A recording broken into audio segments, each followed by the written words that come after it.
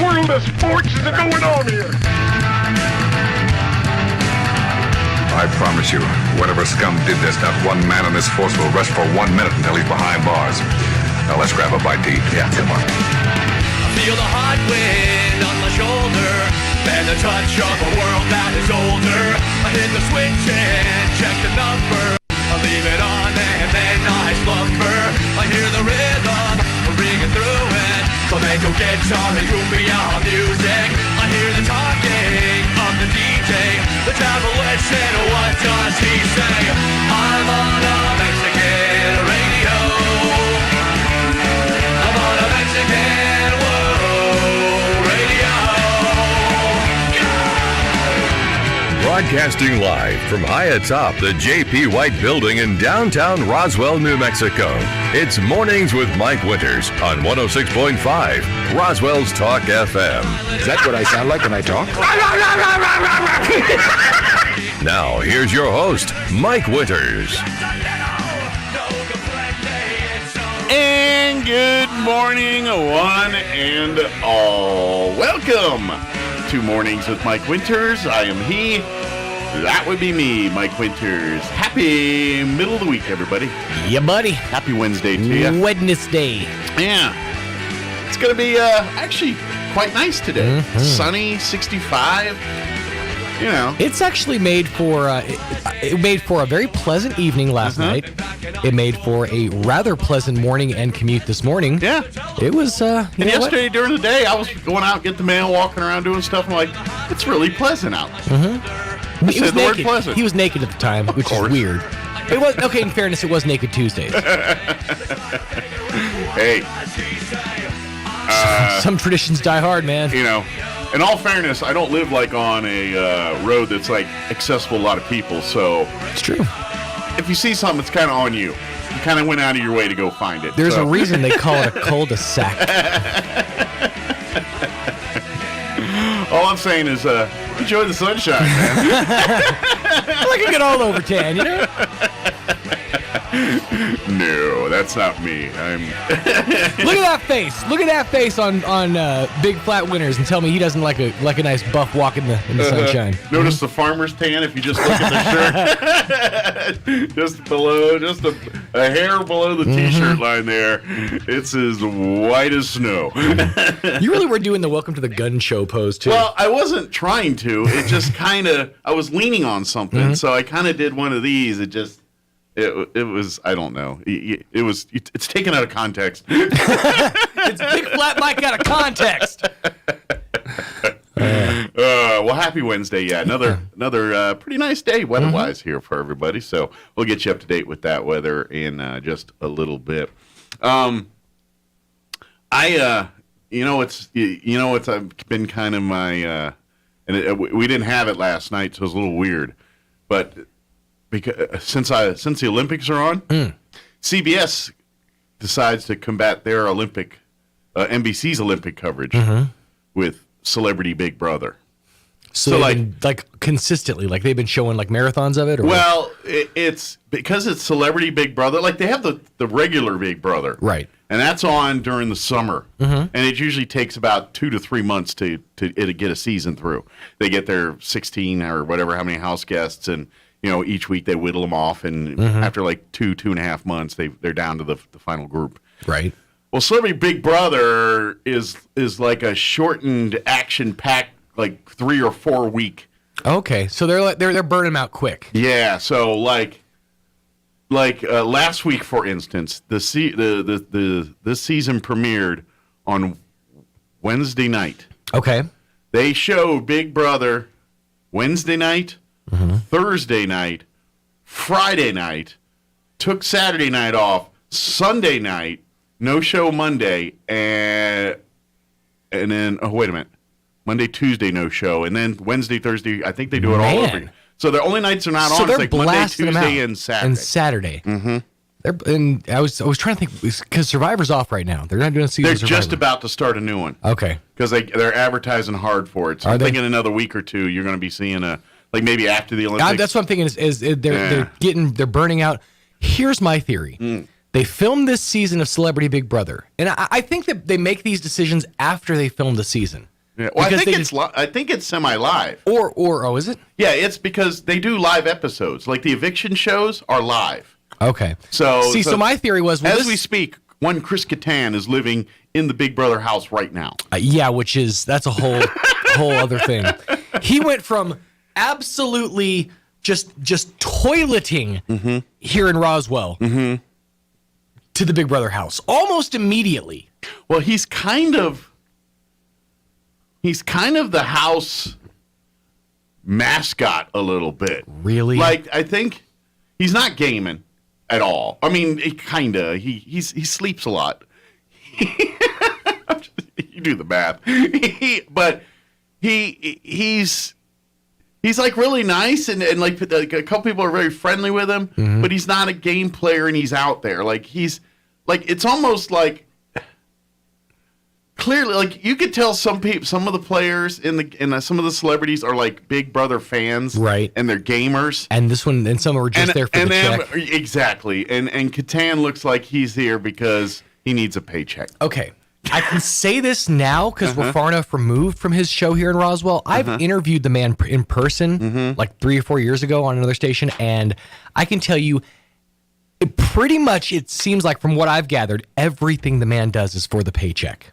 That's just, he doesn't seem like he enjoys anything. Okay. Maybe that's it. He's kind of like that. He had his time to enjoy life, and that time has passed now. Well, I'm wondering. It's like he just seems like a guy with a lot of issues. You know what I mean? Like there's like a whole world weighing him down, and he's about to pop off at any time. You put it, I think, best right there. He's sleeping a lot. He's in the Big Brother house. What do you not have access to? Anything in the Big Brother house. I also hear Todd Bridges sleeps a lot too, according to the house guests. Go ahead and do some of that math too.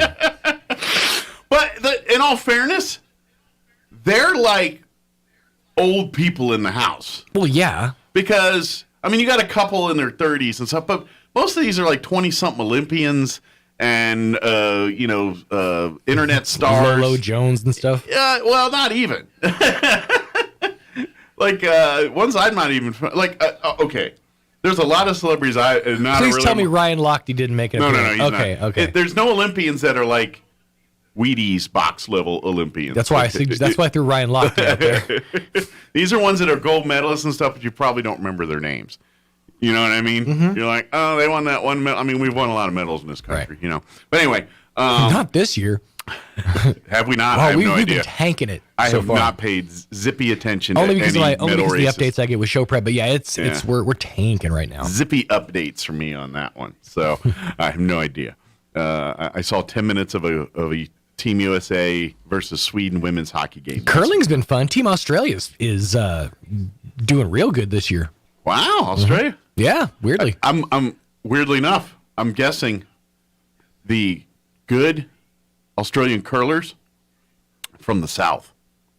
Yeah. It's colder down there. Oh, yeah, but it is a bit colder down there. Yeah. Like you get, like I when I went to Australia, I went, it's this national park they have.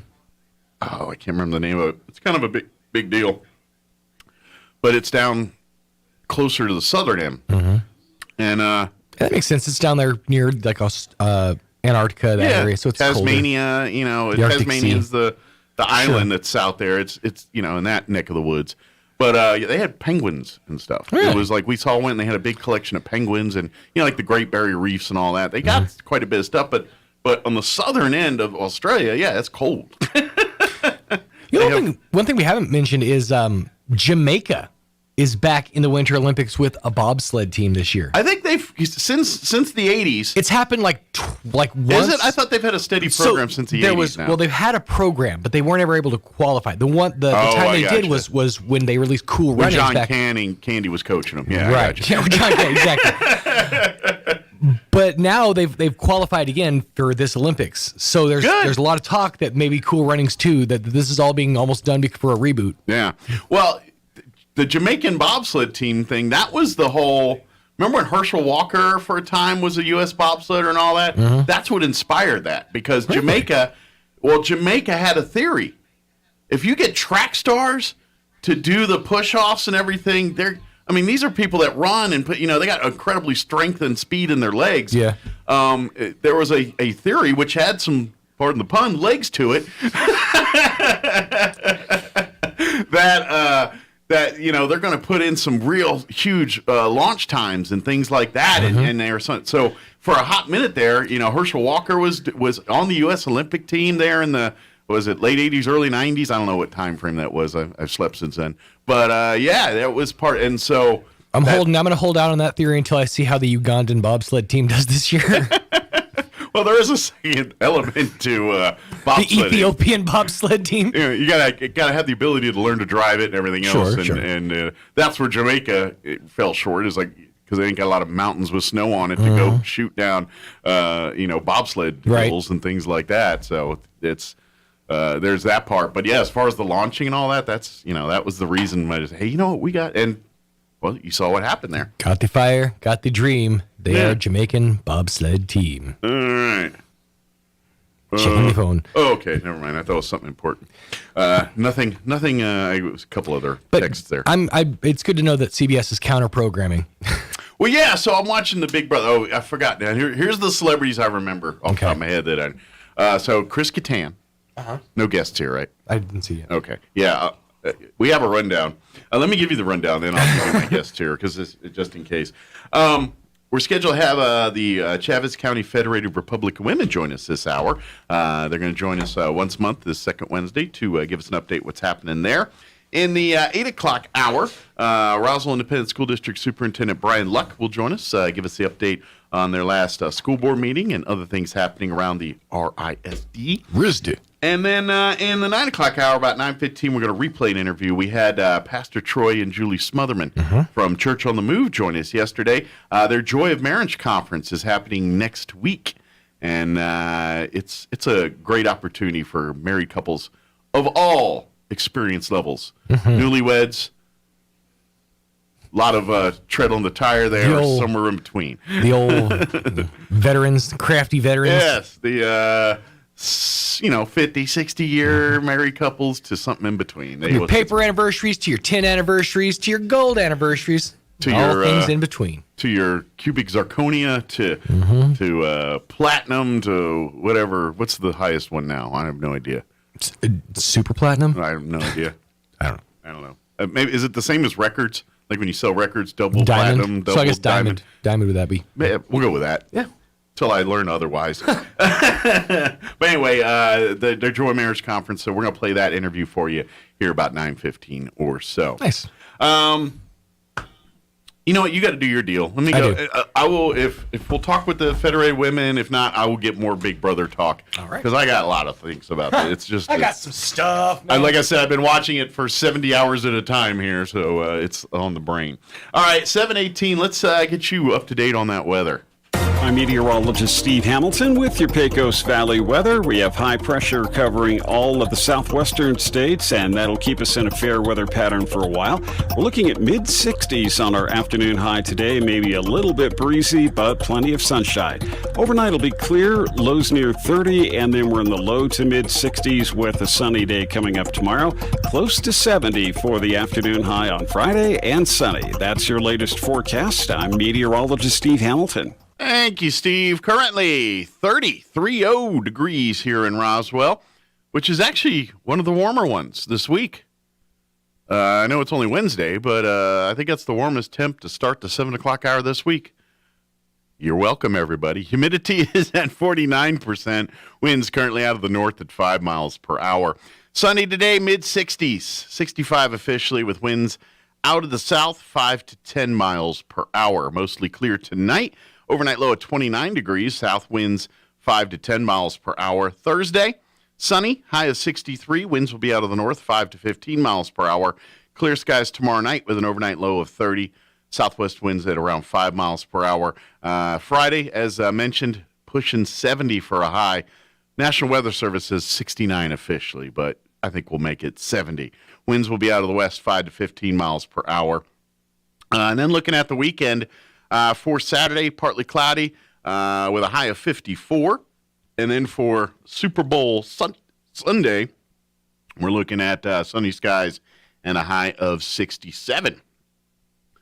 And then Monday is going to be warm. Looks like next week will be warm. They're saying, again, 67 on Monday, 74 next Tuesday. So, yeah, some warmer temperatures on the way. Enjoy these milder stuff. It's your reward for getting through last week. That's what it is. Enjoy it. All right, it is 20 minutes after 7 o'clock. I heard the phone ringing. We might have some guests coming here. So let's do this. Let's take a commercial break, and we'll chit-chat, or we may have our guest on the other side. Don't go away. We'll be back. You're listening to Mornings with Mike Winters. The Valentine's Day giveaway is on at Roswell Nissan. Roswell Nissan is giving away a 2-night getaway to Buffalo Thunder Resort and Casino in Santa Fe, plus a $100 food voucher at the resort and a $400 Visa gift card. 1 entry for stopping by, 3 entries with a test drive or service, and 5 entries with a purchase. Drawing February 12th at 1, must be present to win. Plus, 0 down, no payments for 90 days, and $2,000 guaranteed on your trade. There's a lot to love at Roswell Nissan, 2111 West 2nd.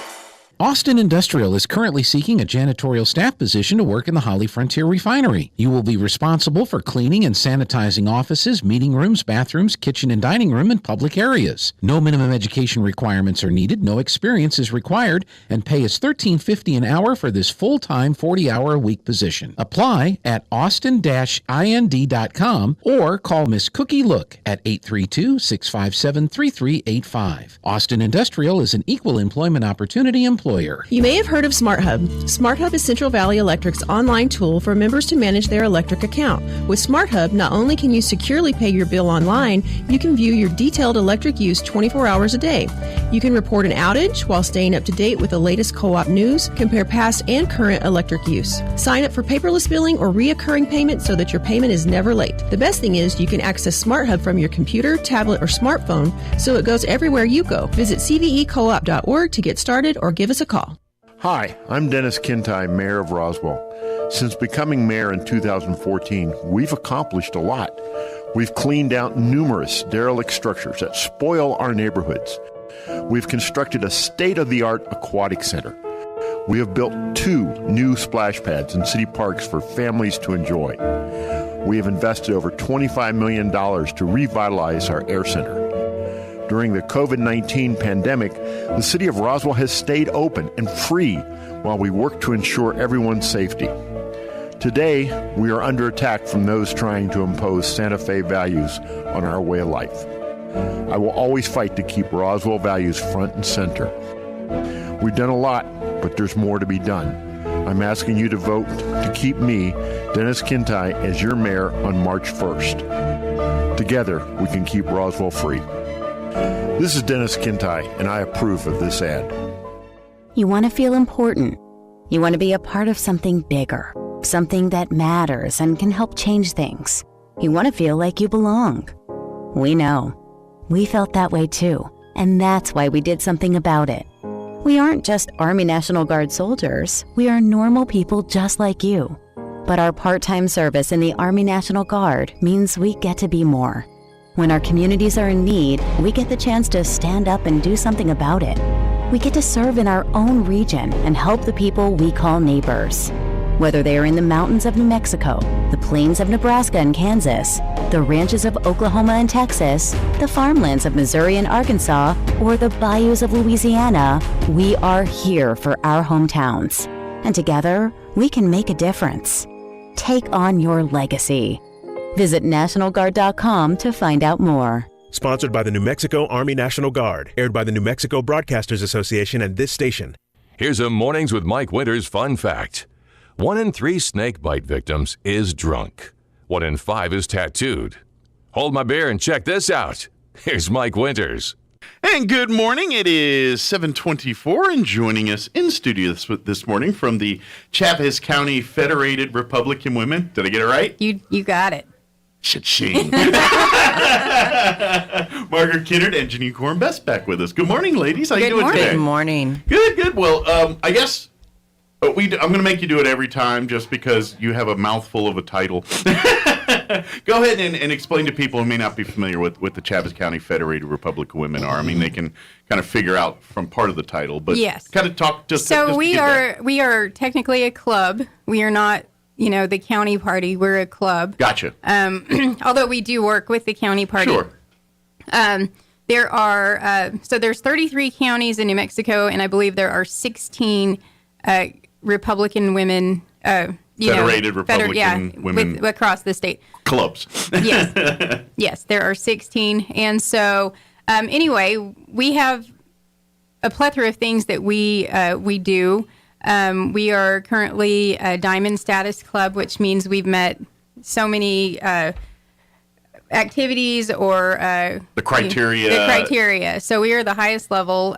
We've maintained that for several years now. Gotcha. It's kind of like your accreditation, basically saying, "Hey, we're an organization. What we do is legit." And Yes. so, if you're looking at us for a source, like for instance, we're in election mode right now, so you guys have been hosting candidates and things. So, right. That kind of basically says, "Hey, you come here to learn something. It's legit." Yeah. Yes. Yeah, and there are other things besides our meetings that we do. Community outreach. We talked about that a little bit last time.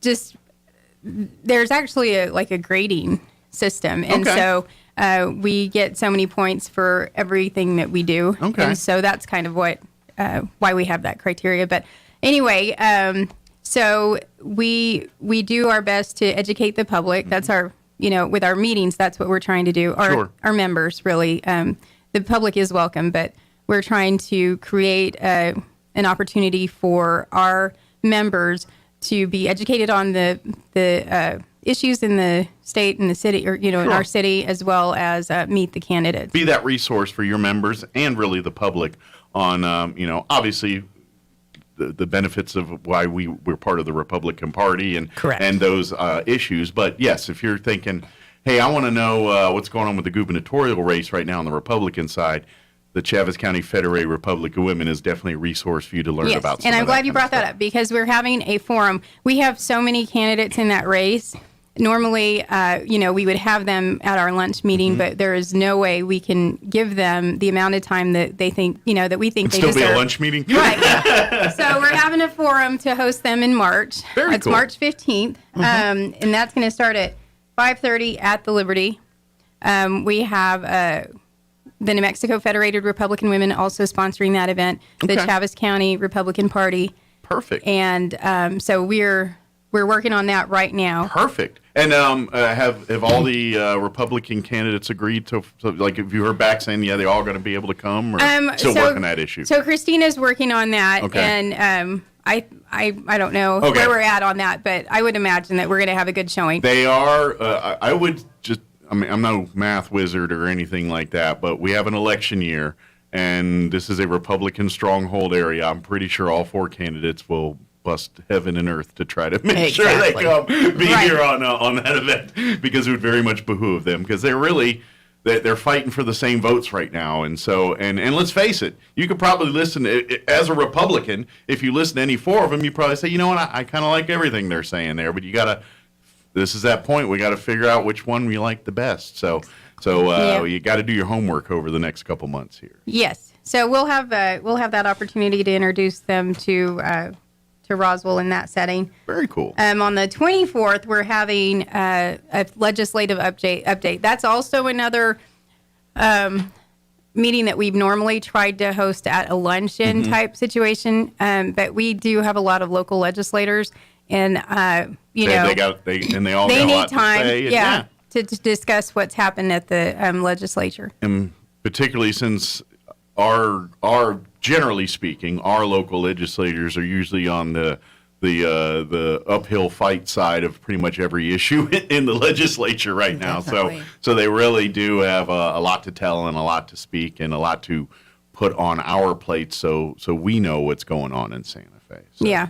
And Janine's kind of heading up the venue, so I'll let her talk about where that'll be. February 24th for the legislative forum is at the winery, which is Pecos Winery on West 2nd from 5:30 to 7:30. There's no admission, but we highly ask you to help support the business. Support the business. Well, and here's the thing. I don't care if you're at, where any of these locations we're talking about here, they're all got great food and things. So they do. So if nothing else, come and enjoy the food and drink Exactly. and everything else. And get educated. And get yourself That's the whole up to thing. date. Yeah, absolutely. Get educated so when you make that vote, that you can make an educated vote. So if you're trying to bring a spouse or a friend that's going to be kind of coming kicking and screaming because they hear political thing and they're like, you're like, but there'll be wine. We're going to the winery. They got delicious food. Might get a sandwich, get something nice, you know? Yeah, exactly. Maybe do some shopping. Right, exactly. Yeah.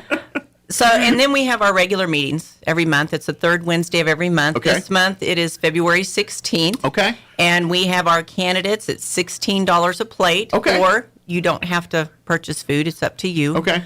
But you're going to smell it, and everyone's like, man, I should have had a plate, so you go ahead and get it. And that is at the convention center, the Roswell Convention Center. So is there a, oops, I screwed up line? So like you say, no, I want no food, and then you get there and everyone's eating, and you're like, dude, I should have got, and then you're like, all right, We usually order plenty. That does go up a little bit because of the Cisco and all that. Hey. Everything is having a problem with the truck lines and stuff. That's why you should have said yes when exactly. But if you do have, because it happens, it's happened to me. I'll be like, no, I'm going to be a good boy, and then I smell something like, give me a plate. Yeah, it's going to be good. It's always good over there at this point. But that'll be next week. Correct, on the 16th. Is that Wednesday? It is a Wednesday. Yes. Always a Wednesday. Always third Wednesday of every month. Yeah, so come out, and if you haven't been out and eaten any of the new foods and services and seen some of the stuff out at the Convention and Civic Center, make next Wednesday your first opportunity to go out there and check it out. And people were really surprised because, they provide the meal, they provide the dessert, the pie.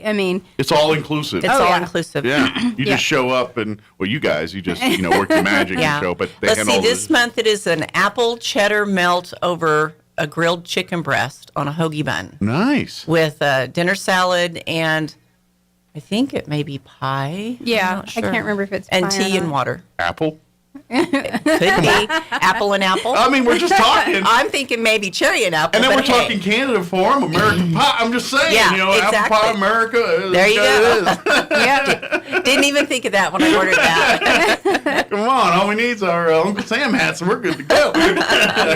Very cool. But please, folks, mark that on your calendars. Make plans to attend. What's the best? Do they need to RSVP? What's the best way to RSVP and things like that? So it would be our telephone chair. So we have a committee of callers that calls all our members every month to remind them of the meeting and get their RSVPs. Okay. So she can take your RSVP, and that's Lynn Suggs. Yeah. You have her email. Yes, just give me a minute. Let's talk a little minute. Well, and also too, there is a Chavez County Federated Republican Women Facebook page, and anytime you need information or need a phone number, you can always shoot a message to that, and someone will respond to you pretty quickly. Yes, get we try answer to your do that, question and do everything because anytime you have a club like this and there's no office or building or meeting space, it's a bunch of volunteers and people spread out. So really, Facebook's that one central place that everybody that needs to see it can see it and do their thing. So it's really, if you have questions or don't know how to get a hold of someone, check the Facebook page and shoot a message there, and that's kind of the catch-all right there. Yes. Correct. And it is Lynn Suggs at hotmail.com, LYNNSUGGS at hotmail.com. Very good. And then obviously, if you're not a member and like to become a member, how is but we have registration forms. Very good. Yes. So, now, what are the requirements for being a Republican? The requirements are a registered Republican. Okay. So you get into our bylaws, and it talks a little bit about what is required of you as far as, but other than that, as far as being a member. Yeah. Being a registered Republican. And correct me if I'm wrong, men can be a part of the associates. Yes, sir. Yeah, you're part of the club, but I'm guessing you don't serve on e-boards and all the executive parts of the club and things like that. But we do like volunteers, and we'll utilize you. Absolutely. And chances are, if there is a lady that's a member of the Federated Republican Women, I'm sure there's a spouse that has been put in as an associate, either by choice or by proxy. I'm not sure. True statement. True statement. Yep. And just I think we discussed this before, but last year we were the largest club in New Mexico, And so we kind of have a little feud between us and Farmington. And so, but for the last couple of years, we've been the largest club, and hopefully we'll be the largest club this year. Well, hopefully, for the sake of our state, it's neck and neck every year as far as who's bigger, and because that means more people are getting the word and getting the message, and hopefully we are the best informed in town, though. I mean, if you come to our meetings, you are well informed. When you leave, you have no questions. And I think your crowds and let's face it. When I've been hearing it the last couple Wednesdays, people go on by, what's going on at the Civic Center on Wednesday? And I'm like, oh, Federated Republic, because the parking lot's full, and it's a pretty big parking lot out there. It is. And so that in of itself is a testament to what you're saying there. If people, we're topping out at 80 people a week. Yeah, that in the middle of the week. In the middle of a week on a week, when Wednesday people have at jobs lunch, and stuff. At lunch. Yeah, and we do that's that. That's number. a perfect thing to bring up. We do make it and time it just so our ladies can. So if you got, come to the job. You might have to take a few extra minutes, longer lunch here or there, but if you're able to. And one time a month, I think your boss will let you hang out one time a month. Absolutely. I think so. That's what I'm thinking. I'm thinking so too, and bring them along. Take a doggy bag back to them. There you go. Butter them up with the food. If you need. Don't eat all yours. Save them some. Although that might be tricky. I saved you some chicken, but it didn't make it.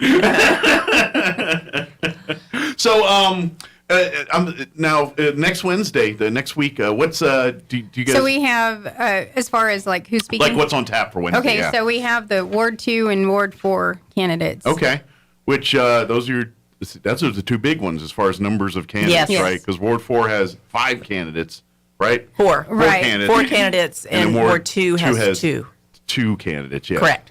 Very good. 3 candidates. 3? I'm sorry. No, 3 I'm candidates. sorry. Yes, 3. Yes. Yeah. But Ward 4 is the largest as far as the number of candidates. So we're only going to have 4 of those speak from Ward 4 because one is not a registered Republican. I got you. Okay. So makes sense. Yes. Perfect. So Very that's we can, according to our bylaws, only Republicans can speak. That's that is the rules. Yes. Join the party, and you're allowed to be in the do the party things. Yeah. But it's if I was a candidate, this is not something I would ever turn down because like you said, we've had upwards of 120 people at a meeting, and so this is a good opportunity to showcase. And really, the yourself. only time it impacts in a way that people would be during a municipal election. I mean, any other time it's Team Democrat, Team Republican. They kind of do their thing, but municipal elections are that one unique thing where anybody, you don't have to be affiliated with a party or present it as such when you're running for office. So it's a unique thing. So fortunately, after March here, that really won't be an issue for you guys there as far as that kind of the election stuff. Right. It's we're talking. And I mean, we're going to be full. Our lineup is just candidates from here until November, pretty much. Good deal. So yeah, because it's going to get hot and heavy here after the municipal election here. Then we're going to be focusing on primaries here, and it's going to.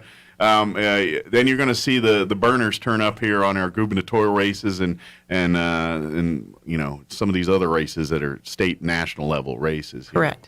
But right now, folks, please focus on this municipal election. Please utilize these resources. I'm going to throw another plug for the Leadership Roswell Alumni Association Candidate Forum. If you missed that, it's available for you to watch right now. Don't maybe wait till after my show, but after that, go check it out. KSBPTV.com. You're going to see our different channels. If I remember right, when you get there, it's going to be the channel on the far left of the page there. It'll be that far left, and it'll say Roswell, Leadership Roswell, LRAA candidate, Municipal Candidate Forum.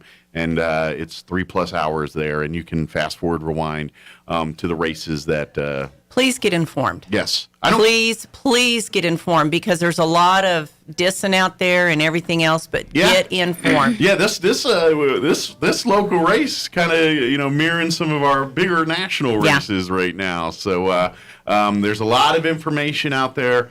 Please, a lot of information that You gotta trust the source. You gotta trust the source and weigh it. There's a lot of information that may or may not be, quite factually correct out there. So you got to do your research. You got to do your own reading.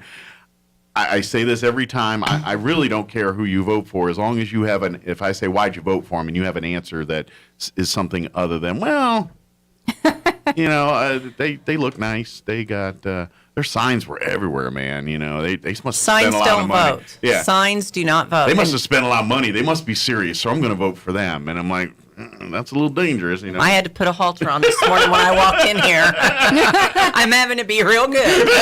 We're walking a fine line right here. Sure, I get you, but I just want to tell people, vote so we educated. do have early voting. Early voting is at City Hall right now. Yeah, you can go on and you can go ahead and go vote. Please vote.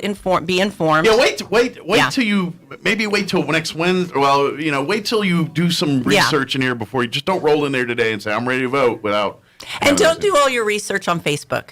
Very true. Facebook is a bunch of hooey and use the Roswell Daily Record. Use our stuff. Pinon Post, Santa Fe, New Mexican. Yeah. However far you want to go, make sure that you go far in between and get all the information. Chaves County Federated Republic of Women. There you go. Like I said, all of these places are resources. Use that big cocktail of them all, and you'll get. I tell you, if you do that, you're going to get a much clearer picture of what's going on. Yeah, and the good thing about our meetings is normally the candidates will come early. So if you're there early, you can talk to them. Shoot the they'll breeze stay a little late. bit. You can. Yeah, the you can doors talk to open them. at 11:45. Very good. And then we don't have to be gone till 1:30. Nice. So you have 30 minutes either way to sit and visit, shake hands, talk. Or try to smuggle an extra piece of chicken. There you go.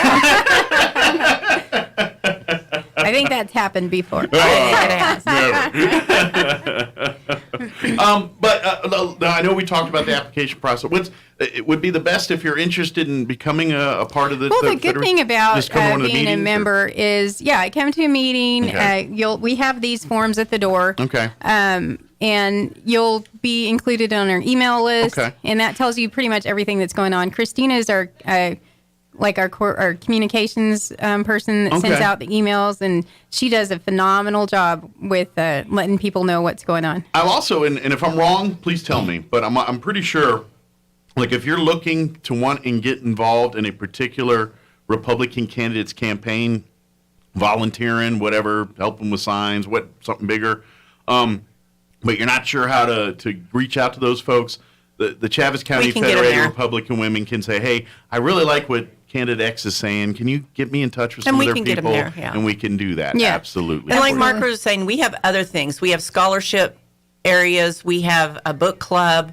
We have Helping America. So if you don't want to be out there and you don't want anybody to know you're volunteering and you want to do it secretly or something, we have plenty of things to work at there. So don't hesitate. And there's a list. So there's a lot of things that are technically being part of the women that really aren't political at all. They're just correct. The minutia that needs to get done. Caring for America in that lane. What we do is we've done care packages to our military servicemen. Okay. We take goodies over to the Assurance Home. We're getting ready to do that for Valentine's Day.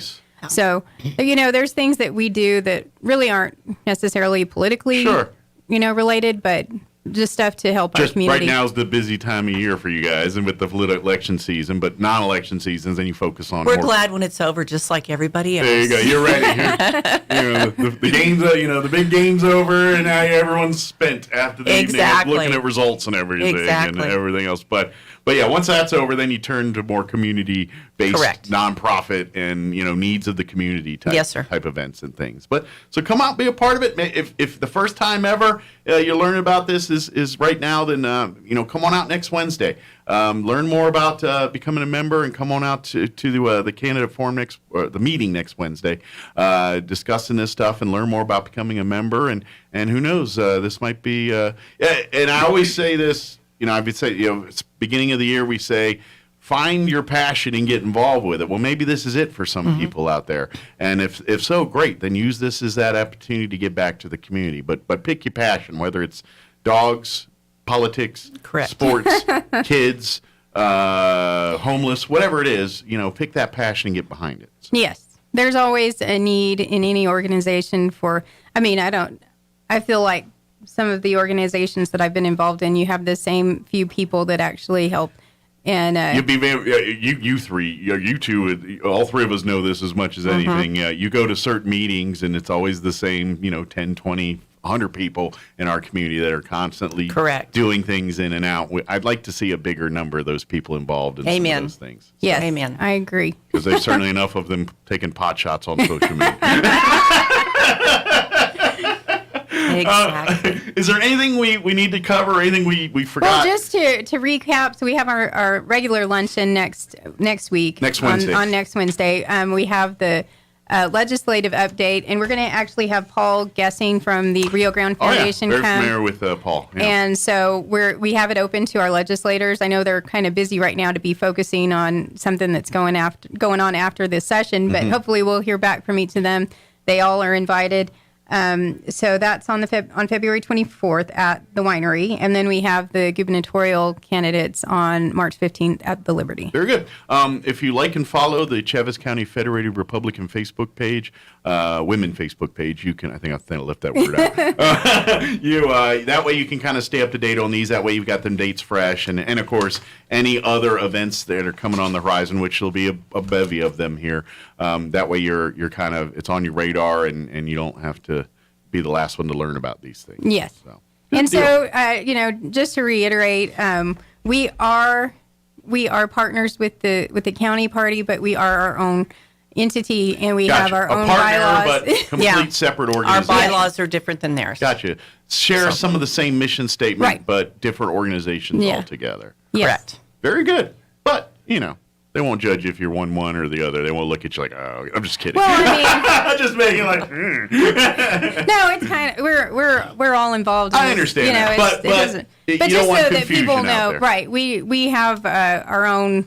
You both deal with politics, and anytime there's politics, things get misconstrued, turned, and you don't want, people thinking that one person said another when that's not the case. Right. Well, and we have different responsibilities. So sometimes I feel like the Republican women are a little bit more visible, so they automatically assume that we're the county party. A little bit more of the lightning rod, a little bit. But right. So we just have different responsibilities, Sure. and so I think people do get that confused. Sure. Well, and it chewed a lot of same dirt, even though they're different organizations. Yes. So that's where some of that confusion kind of comes in there. But they are two organizations and two different organizations. So maybe if you're looking for spouses, you go do this one and you go do this one, and we'll cover all the bases. Maybe so. Maybe so. How are we going to do it? Yep. Good deal. But did we get it all? I think so.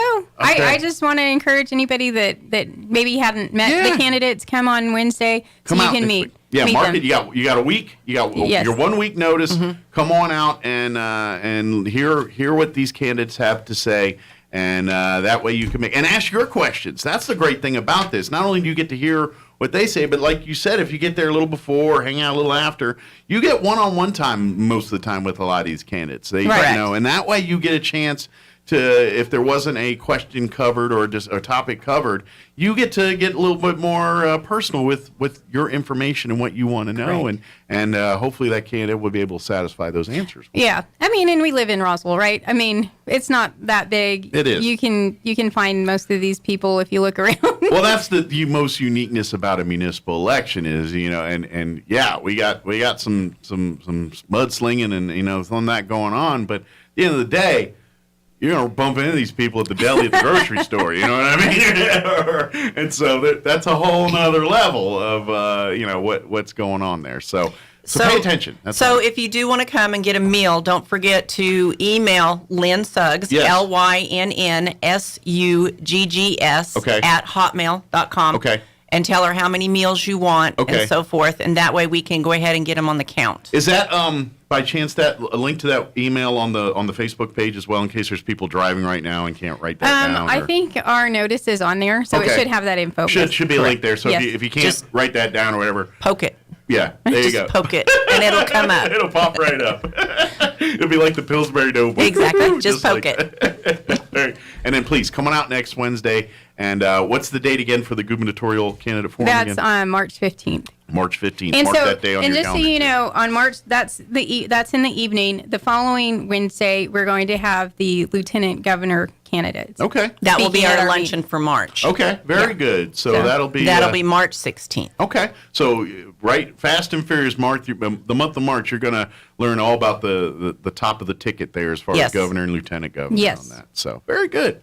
Yep. Well, thank you, ladies. Appreciate Thank the you visit. so much, Mike, and thank you for what you did at the forum. I've been a part of that for many years until this past year, but you still were, just on a different side of it. You guys did a great job, and I appreciate that you streamed it, because that's another way. I've talked to a lot of people that said, "Yeah, I saw that," and I'm glad that it's there, because I ain't gonna lie, sitting in that building for 3 hours at a stretch is a lot to ask. It's a lot of information to take in, and going back and being able to revisit it is a good thing. Yeah, so this way you can go back and catch what you missed. There's moments where you probably got a little glassy-eyed, and or you got wrapped up in something else and missed something. It happens. So it's there for everyone, and utilize it. Yes. Utilize that. Utilize all these things to learn about the candidates before you vote early or vote on election day here. So yes, sir. Well, thank you, ladies. Appreciate it. Thank you. Don't work too hard, and we'll get your. Of course, is this City Council week? Yes. It is. Get your leather vests on and get your. That's where I'm going now. Get your football helmets on and get you ready for Thursday. It's a long one. It's 392 pages or something like that. Ooh. So it's a long night. Mayor's gonna be cranky on Thursday. Thank you, guys. Thank you. Thank you. All right, it is 7:50. Let's get you up to date with local news. We'll also do your town hall business and Chaves County sports. Don't go away. Now for a Pecos Valley news update. I'm Jared Cirillo. We begin on the crime beat. Chaves County Sheriff's deputies had a standoff yesterday afternoon in the 200 block of West Hobson Street. It lasted about 3 hours. The subject was eventually located next to the residence. The Chaves County Sheriff's Office says the incident began when that man fired what witnesses believed was a handgun at the homeowner who was serving him eviction papers. The weapon turned out to be a paintball gun. A panel of state lawmakers Tuesday rejected a bill that would have provided new financial incentives in New Mexico for the hydrogen fuel that is derived from natural gas. A Senate panel suspended the bill from further consideration on a 7-2 vote amid lengthy and impassioned public comments. The initiative, sponsored by Democrat Senator George Munoz of Gallup, would treat some hydrogen and hydrogen-fueled generating stations for electricity, much like renewable energy sources like wind turbines and solar panel arrays. You're up to date. I'm Jared Cirillo. Even though we're using far more passwords today than ever, our selection of passwords over the past 20 years is worse now than ever before.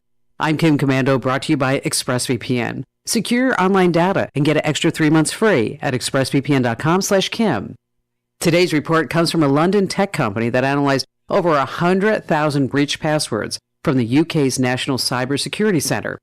And like 20 years ago, researchers found that 1, 2, 3, 4, 5, 6, and the word QWERTY, which is QWERTY, the first 6 letters from the left on your keyboard, together with the ever-popular password as the most used and most frequently hacked passwords. A hard-to-guess password is easy. Just take a small fact from your life, like Grandma made great 4-layer chocolate cakes. Add a few uppercase, lowercase symbols and numbers, and you have an easy-to-remember but almost impossible to guess password. Get breaking tech news 24/7 at commando.com. Have you ever wanted to know what's happening at home when you're not there? I'm a big fan of SimpliSafe's new wireless outdoor camera. It lets you see what's happening outside right from your phone and alerts you when anyone approaches, so you always know who's there. This brand new camera is engineered with all the advanced tech and security features you want and need to help keep you and your family safe. SimpliSafe has everything you need, from entry and motion sensors to indoor and outdoor cameras. SimpliSafe is monitored 24/7 by professionals ready to dispatch police, firefighters, or EMTs to your home. SimpliSafe is less than $1 a day, and you can set it up in around 30 minutes. There are no long-term contracts or commitments. You can customize the perfect system for your home in just a few minutes at simplysafekim.com. Go today and claim a free indoor security camera, plus 20% off with interactive monitoring. Go to simplysafekim.com, simplysafekim.com. I'm meteorologist Steve Hamilton with your Pecos Valley weather. We have high pressure covering all of the southwestern states, and that'll keep us in a fair weather pattern for a while. We're looking at mid-60s on our afternoon high today, maybe a little bit breezy, but plenty of sunshine. Overnight will be clear, lows near 30, and then we're in the low to mid-60s with a sunny day coming up tomorrow. Close to 70 for the afternoon high on Friday, and sunny. That's your latest forecast. I'm meteorologist Steve Hamilton. Welcome to DSI, New Mexico's business technology leader. We help you digitally transform your business to do more, faster, and more secure. Selecting DSI gives you access to the world's best technologies, award-winning local technicians, and our commitment to the New Mexico communities we serve. One local source for all your technology products, services, and the personalized support you can only get from DSI. It's time for the Chavez County Sports Report. Well, the Roswell High boys and girls basketball programs in recent years have enjoyed considerable success. This isn't going to be one of those years. Rough times last night. In fact, nights like last night bring to mind it's not a pretty sight, that kind of phrase that comes around when you think about it. Hobbs defeated Roswell on Tuesday by a score of 88-39 in boys basketball. Hobbs is a good team, 22-2 overall, but Roswell is 6-18 on the season and still seeking its first district victory. They'll get a chance Friday night at Carlsbad. Their best chance is probably against Clovis the following Friday night. The girls, meanwhile, from Roswell lost to Hobbs 65-14. The sports report brought to you by DSI. Call DSI for all your office technology needs. I'm Eric Butler at Roswell's Talk FM 106.5. With the Wall Street Business Report, I'm Bill Alexander.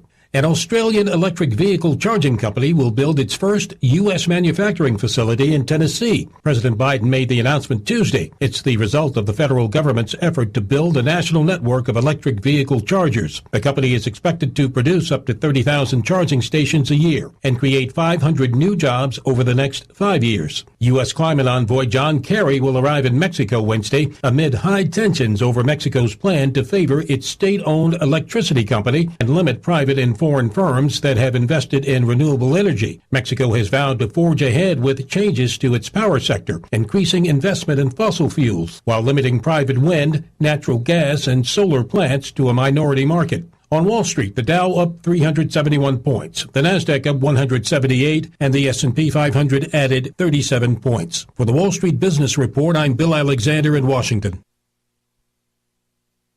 Time to double up and save at Roswell Honda. Double your refund. That's right. Roswell Honda wants to double up your tax refund up to $4,000 towards your next vehicle. And with clearance prices across the lot, you can walk in, double up, and drive away today in a 2014 Yukon for just $379 a month, a 2014 Civic for just $249 a month, or a 2017 Escape for just $199 a month. Zero down, no payments for 4 months, free AirPods with a test drive, and double your refund. Time to double up. On now at Roswell Honda, 2177 West 2nd. The University of New Mexico is committed to ensuring that residents of our state entering college for the first time can afford to pursue a bachelor's degree with the Lobo First Year Promise. Qualified first-time freshmen who have graduated from a New Mexico high school and have an annual family income of $50,000 or less will have base tuition and fees for full-time enrollment covered for the 22 to 23 academic year. Application deadline is March 1st. The Lobo First Year Promise at the University of New Mexico. Find out more at promise.unm.edu. Move on over to the Calico Cow Fabric and Gift Shop in downtown Roswell. The Cow is stocked with fabrics and everything you need. And the Calico Cow is your destination for brand new Brothers sewing machines. Find out more and shop online at roswellquilting.com or move on over to the Calico Cow Fabric and Gift Shop in downtown Roswell. Want to know how? Come see the cow. Serving part-time in the Army National Guard has led to a lot of firsts for me. The education assistance I received made it possible for me to be the first person in my family to go to school and graduate debt-free. That education helped get me to the first day at my dream job, a job that I can still hold while I serve part-time. That job plus the other benefits possible from the Army National Guard, helped me become a first-time homeowner. Also, part of my role as a National Guard soldier means I know that I can be one of the first to respond and help my community if disaster ever strikes. I'm extremely proud that I get to serve my community, and that first step I took by joining the Army National Guard has made all the difference in my life. Talk to your local recruiter or visit nationalguard.com to find out what firsts are available to you in the Army National Guard. Sponsored by the New Mexico Army National Guard. Aired by the New Mexico Broadcasters Association and this station. Clyde Lewis and Ground Zero is now in Roswell on 106.5 FM. KEND Roswell. And we're closing in on 8 o'clock. Town Hall News up next. We'll be back on the other side. Brian Luck, Superintendent for the RSD, coming up next hour as well. Don't go away. News this hour from townhall.com. I'm Rich Thomason. Amid the ongoing protest by truckers in the capital, Ottawa, 2 Canadian provinces plan to drop vaccine passports and mask mandates. The premiers of Alberta and Saskatchewan say the restrictions have served their purpose. Now it's time to move on.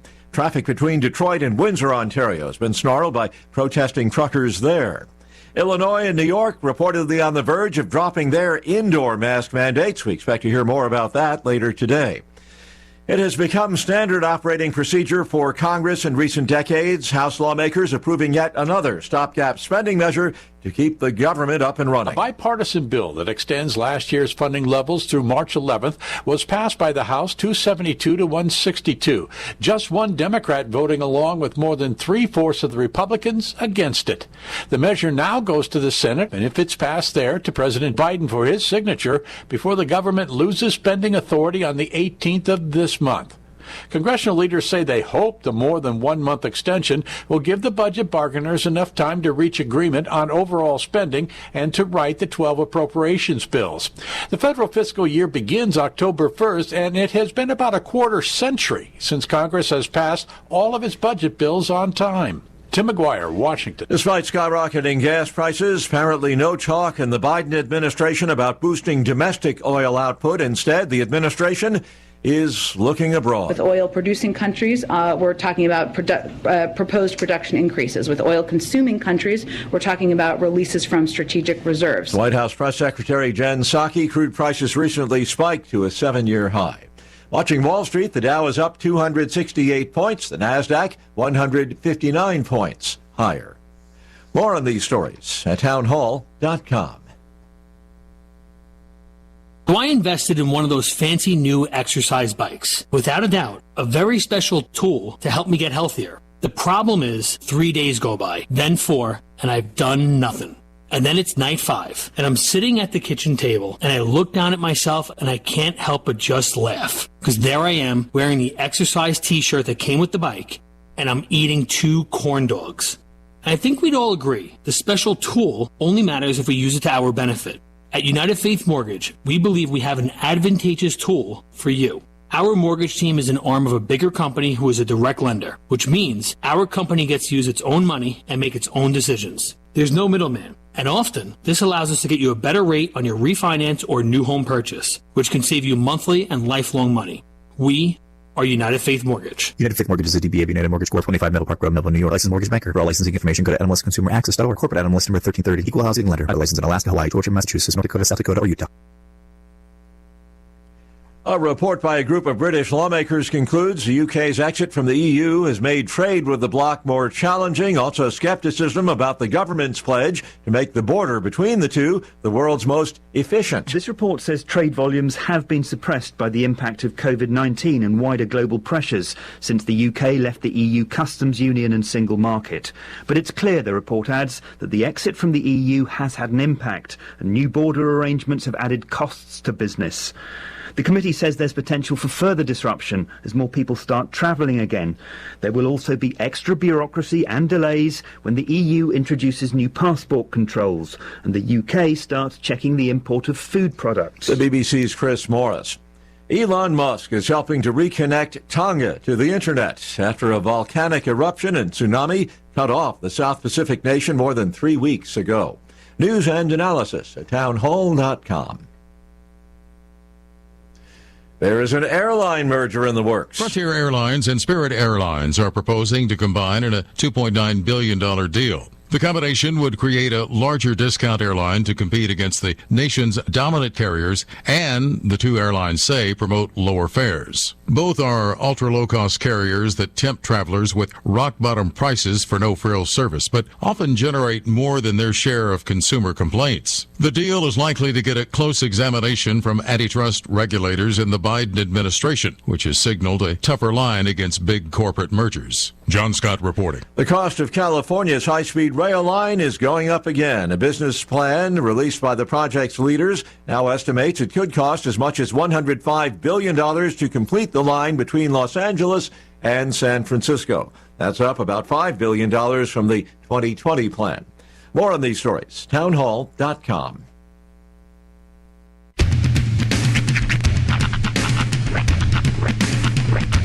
What in the wide, wide world of sports is going on here? I promise you, whatever scum did this, not one man on this force will rest for 1 minute until he's behind bars. Now let's grab a bite to eat. Yeah, come on. I feel the hot wind on my shoulder and the touch of a world that is older. I hit the switch and check the number. I leave it on and then I slumber. I hear the rhythm ringing through it. Flamenco guitar and cumbia music. I hear the talking of the DJ. The travel witch and what does he say? I'm on a Mexican radio. I'm on a Mexican radio. Broadcasting live from high atop the J.P. White Building in downtown Roswell, New Mexico. It's Mornings with Mike Winters on 106.5 Roswell's Talk FM. Is that what I sound like when I talk? Now, here's your host, Mike Winters. And good morning. It is 6 minutes after 8 o'clock. Welcome to hour number 2. The deuce of Mornings with Mike Winters, right here on 106.5 Roswell's Talk FM. Happy Wednesday. Yeah, buddy. Welcome to the middle of the week. Mm-hmm. Hope you're having a delightful day so far. And weather's nice. We're mid-30s already, and 8:06 in the a.m. It's practically like mid-afternoon weather last week. I know. Yeah, a week ago, we were like, you go outside, it just, things freeze. Mm-hmm. Like you got your cup of coffee and the steam comes out, it just freezes. Mm-hmm. Puts a real damper on on trying to get things done. It's like, I have to run to my car to grab something. Okay, let me put my shoes, my socks, my coat, my sweater on, and then my hat, and then I can go to the car and grab something out of it. Like, you ever see those videos? Like, usually it's from like Arctic locations. Mm-hmm. Where someone will take like a glass of water and then just like throw it and it just turns to ice. Yeah. Like as soon as they're... That was a big deal like a few years ago because people were getting injured from that. Remember that? It was when the Northeast went through their like bomb cyclone thing. People were doing that on like Vine and stuff. That was like the big trend was the boiling water and you throw it up in the air and it turns into snow. Yeah. Problem is, if it's not cold enough, you do that and people were just throwing boiling water on their friends. Because the trick is you're supposed to throw it in somebody's face and it snows before they hits their face. But people were going to the hospital with like 2nd-degree burns because they were idiots. Yeah, you deserve to be dumb. Exactly. Maybe do a dry run before you start throwing it in someone's face. Now look, I'm all for putting a disclaimer before certain programming to discourage folks from doing, participating in certain activities they see depicted on television shows. Sure. That having been said, if you're going to watch Jackass and then go do Jackass, then you probably deserve what you're going to get. Fair statement. Just saying. You do reap what you sow. Mm-hmm. This is how life works.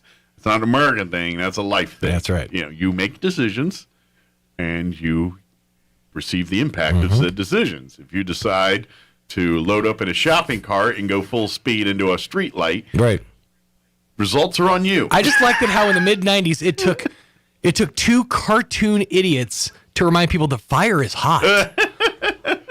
Well, it's the same thing. This isn't new. I mean, when we were kids, it's the same thing. Beavis and Butthead. That's like exactly you said. that's what I'm referencing. You Yeah. know, but even before that, it was always something they saw on TV. You know, like I remember David Letterman getting in trouble when he was doing his bit where he's dropping bowling balls off the side of the building. That's right. And I guess some kids or some tried the same dumbness, and then it did not go well for people. Yeah. I don't remember the final results, but it wasn't good. I think someone died or something.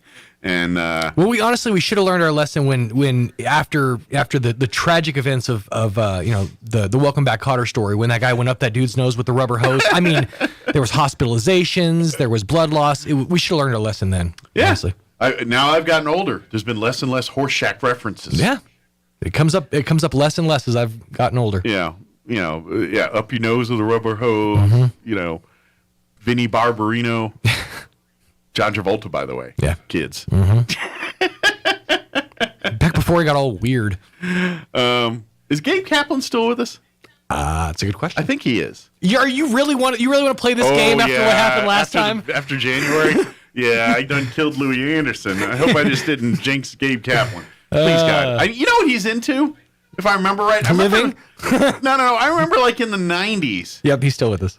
In the 90s, he was big into like poker and stuff. Like he was like... Oh, yeah, one of his pictures is actually him playing poker. I want to say he either went professional or tried to go professional. He later became a professional poker player and a commenter for the series High Stakes Poker on Poker Go. There you go. Yeah. See? He's 76. Oh, that's not bad. Yeah. That's young. He's a young I'm not going to look up news on him because I think that's where things go nipples north. I thought he was into poker, if I remember right. Gabe Kaplan. Pretty super when into he it. wasn't doing... Because he was one of the ones, I think, that showed up on the celebrity talent search or circus shows, the Search of the Stars. I'm sorry, but you scared me there for a second. I thought you were going to say showed up on the Epstein list. I don't know why that's where my mind went immediately. Well, there was a Mr. Epstein on Welcome Back Kotter. There was a... I can't remember his first name. They just called him Epstein. That's why I kept it. He was an island up to himself. Yeah. I know this one. Oh, Roy knows it. What is Epstein's first name? Juan. Juan Epstein. Juan Epstein. Thank you. How do you know that? I'm impressed, Roy. I really am too. My dad is 65. Fair enough. My dad's no longer with us, but that doesn't answer my dad would be in his 60s too if he were still alive, but... Oh, well, that went dark. That went south fast. So I'm taking rub it in. Your dad made you watch a lot of Welcome Back Kotter? Our high school teacher also made us watch it coincidentally. Really? Yeah. For what in school? Correlation? I don't know. It was like during the So you watched a show about school in school? Let me show you how you should not treat your teachers. Don't. We'll be back next week with head of the class. Well, it was like 2011, right? I think there was like a virus going on then. So Welcome Back Kotter. Yeah. I don't know. Kotter. Sorry. I just know one Epstein always said is like Epstein's mother instead of you didn't have a name for her. Yeah, it was just Epstein's mother. Yeah. I'm just floored. Dude. Now Horseshack has passed, hasn't he? I think so. Yeah. I think we've lost Arnold Horseshack. I was gonna say that. Yeah, I think we lost him. What about? I keep getting him mistaken for Screech from Dustin Dyke, which he's no longer with us either. Yeah. What about Washington? What was his first name? Roy? Let's consult our resident Welcome Back Kotter expert here. That I don't know. I've literally watched like half an episode of Welcome Back Kotter in its entirety. No, I've seen a bunch of them. I respect the heck I've seen out a of bunch of them. But that was like a catchphrase of the show too. That was like one of the main things about the show is Epstein's mother told me. Well, that and Epstein up your nose with a rubber hose. These were all catchphrases that they used in the show. But Washington, Vinnie Barbarino, Juan Epstein. Yeah, Ron Patillo, actually, Horseshack passed away back in 2012. Arnold Horseshack, and what was Washington's first name? I'm getting there. He was the cool one. He had the big afro that everyone's jealous of. You always wanted to grow. Well, actually, now I think about it, Epstein had a big one too. Now I think about it. They all kind of had big afro. Horseshack did too. Only one who didn't was Vinny. He had his slick back, kind of feathery hair. Didn't John Travolta? Was he Vinny? Was it Dennis Bowen? Travolta was Vinnie Barbarino. I'm not finding it. All right. Well, maybe he's no longer with us. Not as big of a character on that show as you thought. Ironically, I think he was the tallest. Because wasn't he like a basketball player? He was really tall in Washington, I remember. Yeah, Washington was tall. He was. Oh, okay. He was very tall. The only other fact I know about Welcome Back, Kotter is that the singer of the song for the theme song for Welcome Back, Kotter's name is John Sebastian. Ah. Mm-hmm. Not that one. Not that one. That's how I know. Legend. But allegedly. Well, I'm sure the principal's no longer with us. He was kind of old and crotchety back when Mr. Welcome Back Kotter was on. So we have more. Speaking of Washington. Oh, thank you. Yep. Thank you. Me. Thank the superintendent. Thank you. Well, of course he'd know. All right. Well, now we're gonna go from TV school to real school. Superintendent Brian Luck's going to join us here in just a little bit, and we'll test his welcome back. No, I'm just kidding. But he'll join us here in just a bit. We'll chit-chat about what happened last night's school board meeting and everything else happening in and around the school district this morning. Before we do any of that, though, let's get you up to date on the weather. And it's good news, Bear, really. The weather, it's all good. All good for February of the, we're talking 60s. Even the word 70s could be in that forecast later on. So it's all good. Enjoy. I'm meteorologist Steve Hamilton with your Pecos Valley weather. We have high pressure covering all of the southwestern states, and that'll keep us in a fair weather pattern for a while. We're looking at mid-60s on our afternoon high today, maybe a little bit breezy, but plenty of sunshine. Overnight will be clear, lows near 30, and then we're in the low to mid-60s with a sunny day coming up tomorrow. Close to 70 for the afternoon high on Friday, and sunny. That's your latest forecast. I'm meteorologist Steve Hamilton. Thank you, Steve. Currently 35 degrees here in Roswell. Humidity is at 42%. Winds currently out of the northeast at 3 miles per hour. Like I said, it's all good news, Bear. Sunny, 65 today. Winds will be out of the south at 5 to 10 miles per hour. Tonight, mostly clear, 29 for an overnight low with south winds 5 to 10. For you Thursday, 63 and sunny tomorrow with winds out of the north 5 to 15 miles per hour. Friday, we're going to be up near 70, 69 officially, under sunny skies with west winds 5 to 15. And then for the weekend, Saturday will be a smidge cooler, mid-50s, but partly cloudy, gradually becoming mostly sunny with a high of 54. And then for Super Bowl Sunday itself, we'll be back up into the upper 60s, sunny, 67. So after you've eaten your copious amounts of Super Bowl foods, maybe at halftime, if you're not into the halftime show, the weather will be good to go toss the football around in the backyard for 5 or 10 minutes to pretend like you got some exercise after stuffing all the pizza and wings in your mouth. All right, it is 8:16. We're going to take about a 3-minute break. And then on the other side, Brian Luck, superintendent for the RASD, will join us, and we'll talk all about Welcome Back Carter on the other side. Don't go away. He's ready. No, just kidding. We're going to talk RASD. Don't go away. Hi, this is Pastor Troy and Julie Smotherman bringing you the Joy of Marriage Minute. We are the founders of the Joy of Marriage Ministry and Conference and have pastored Church on the Move in Roswell, New Mexico for 20 years. For the past 17 years, Joy of Marriage has been investing in and helping marriages, and we are excited to bring you this year's conference. This year, we will be joined by author, pastor, and Professor D.A. Horton and his wife Alicia, as well as Pastor Diego and Cindy Mesa from Abundant Living Family Church in California. We also have a special concert from Grammy and Dove-nominated Christian country music artist, Rhett Walker. This year's Joy of Marriage Conference will be February 17th through the 19th at Church on the Move in Roswell, New Mexico. And you can register online at cotmroswell.com. So join us and experience the joy of marriage. Sure, you can inspect your own roof, get out that rickety ladder, crawl around up there and try to spot the problem until...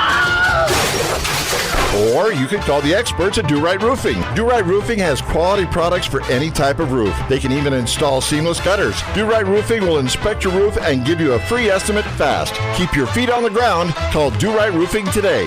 575-623-2273. Let Do Right do your roof right. Find them fast in names and numbers. Roswell is our home. That's why we've all got to do our part to stop illegal dumping. Throwing your trash, clutter, or yard debris in the alleys, sidewalks, or streets is a crime, and it takes time and money to clean it up. Those caught dumping illegally can face fines of up to $500. You can help by taking your waste to the landfill once a month for free with a paid water bill. Call the City of Roswell Solid Waste Department for more information at 575-624-6746. Help keep Roswell clean. After all, do you want your kids to grow up in a dump? When it comes to the security of your home or business, you want a local company, not a faceless national company, but one that has a personal investment right here in Southeast New Mexico. Xena Security Services is your local Honeywell dealer, and they specialize in service after the sale. They can handle all of your business and residential alarm and cameras, as well as home theater installation, all with contracts on your terms and all from a local company. The real Xena Security Services, right here in Southeast New Mexico. Call today, 626-3521.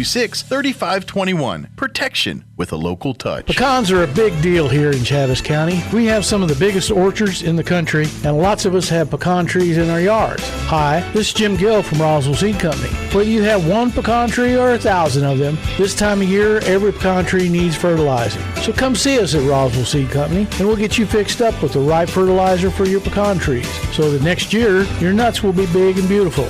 And that's all I'm going to say about that. Here's a Mornings with Mike Winters fun fact. The first toilet being flushed in a motion picture was in the movie Psycho. Mike thought it was Gone with the Wind. Here's Mike Winters. And good morning. It is 20 minutes after 8 o'clock, and joining us officially now here in official capacity is Superintendent for the Roswell Independent School District, Brian Luck, back with us. Good morning, sir. Morning. How are you guys? How you doing today? Doing well. Fortunately, he said he's prepared, but we're not going to talk Welcome Back Cotter trivia. That's another day, another time. Next time. So, but perfect segue. Couldn't be even better. He was like, just tell me. He goes, man, I'm a teacher. No, I'm just kidding. Just kidding. Just joking. So, school board did meet last night. Are we kind of, like, is this time of year a little bit, is it like the calm before the storm for the school board a little bit here, or is it a pretty busy, because I know they're going to be talking budget and all that stuff here pretty quick. I didn't know if, like, February was kind of a bit of a lull for them as far as the workload goes, or am I off?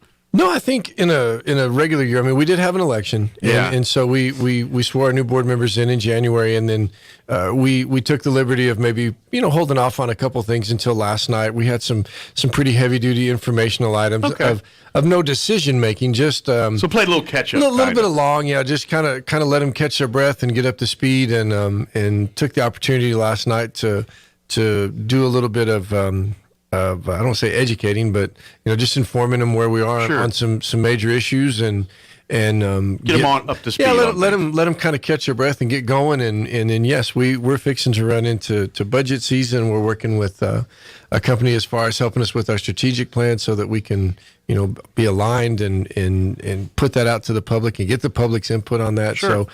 I think you might have nailed it. I mean, maybe a little bit of the calm before the productive storm. Yeah, exactly. Yeah. But you're right. It does give a chance. I mean, obviously the people that are newly elected to the school board, they're elected there for a reason, but they got to kind of get up to speed on how the board, how their working speed is, and how they're get used to the minutia of being on that board. And so they kind of got this last month or two here to get acclimated there. And so when we talk budget and talk some of these other big things here in the spring, they're kind of fully on board and ready to hit that ground and attack whatever they got to do there.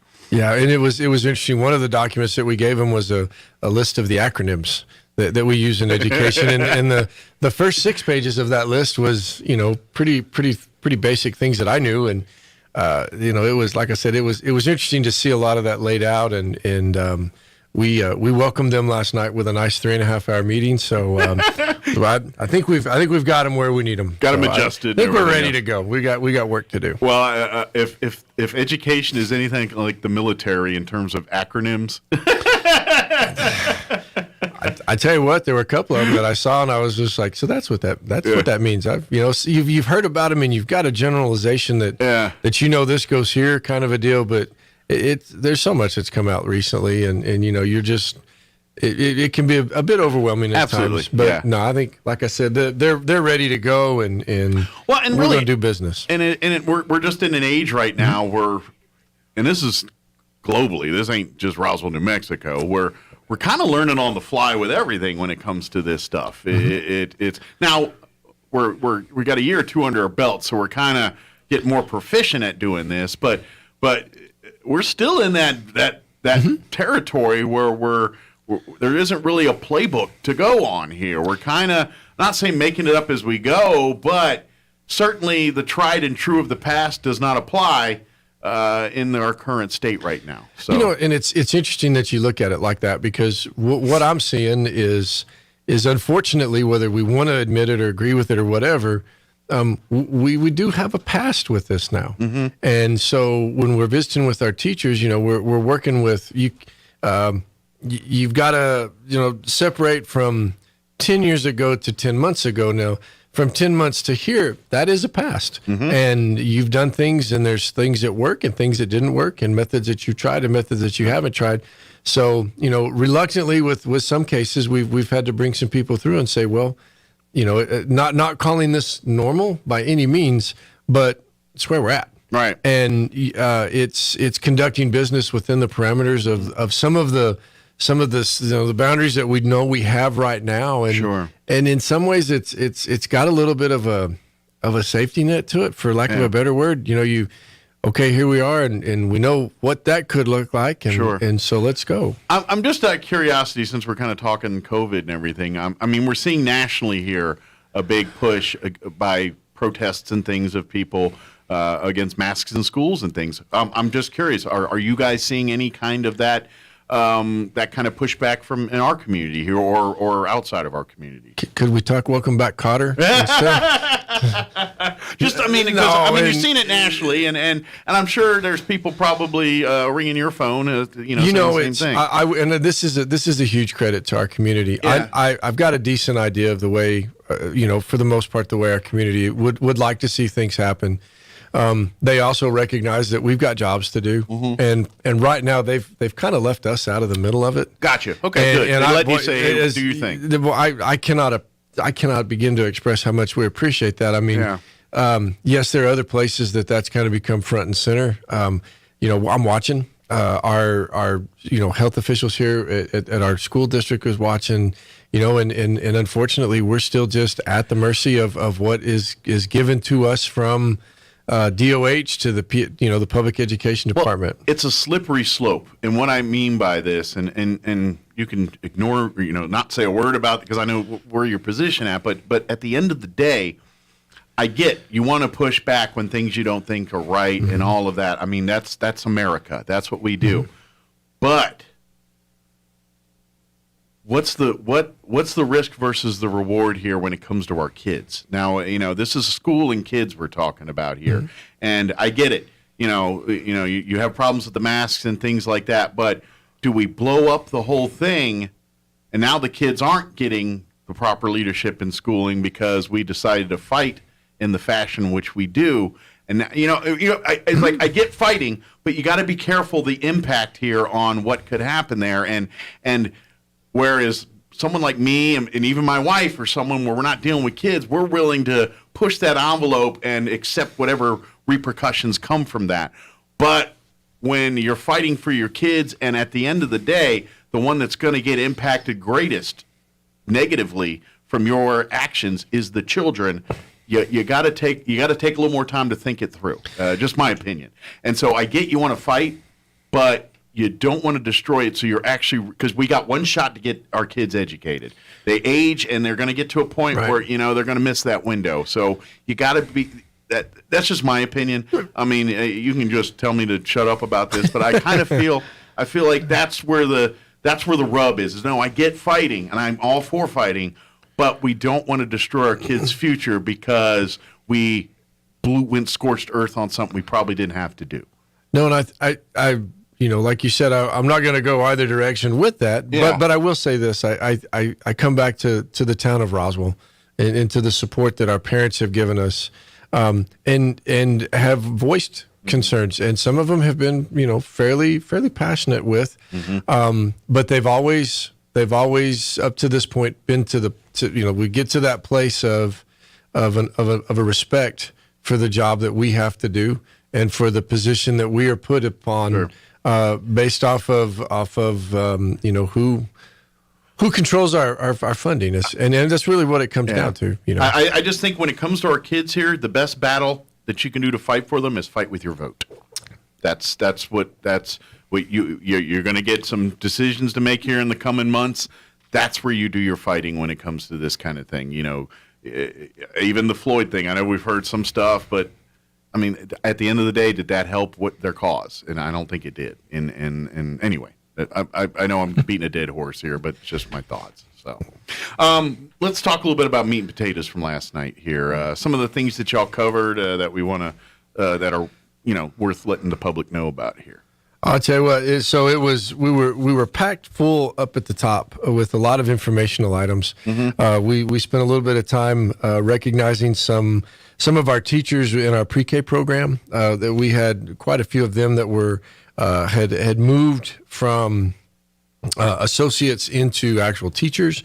A lot of our teachers, that were working on different things over with Parkview and at other pre-K programs throughout our city. Nice. And it was just a neat opportunity. And if you're not real familiar with that, which I wasn't, again, as a secondary principal, I knew Parkview was over there, but I mean, we have a jewel in the state, not just in the community, but that services a population of kiddos that it's just amazing what they do over there. And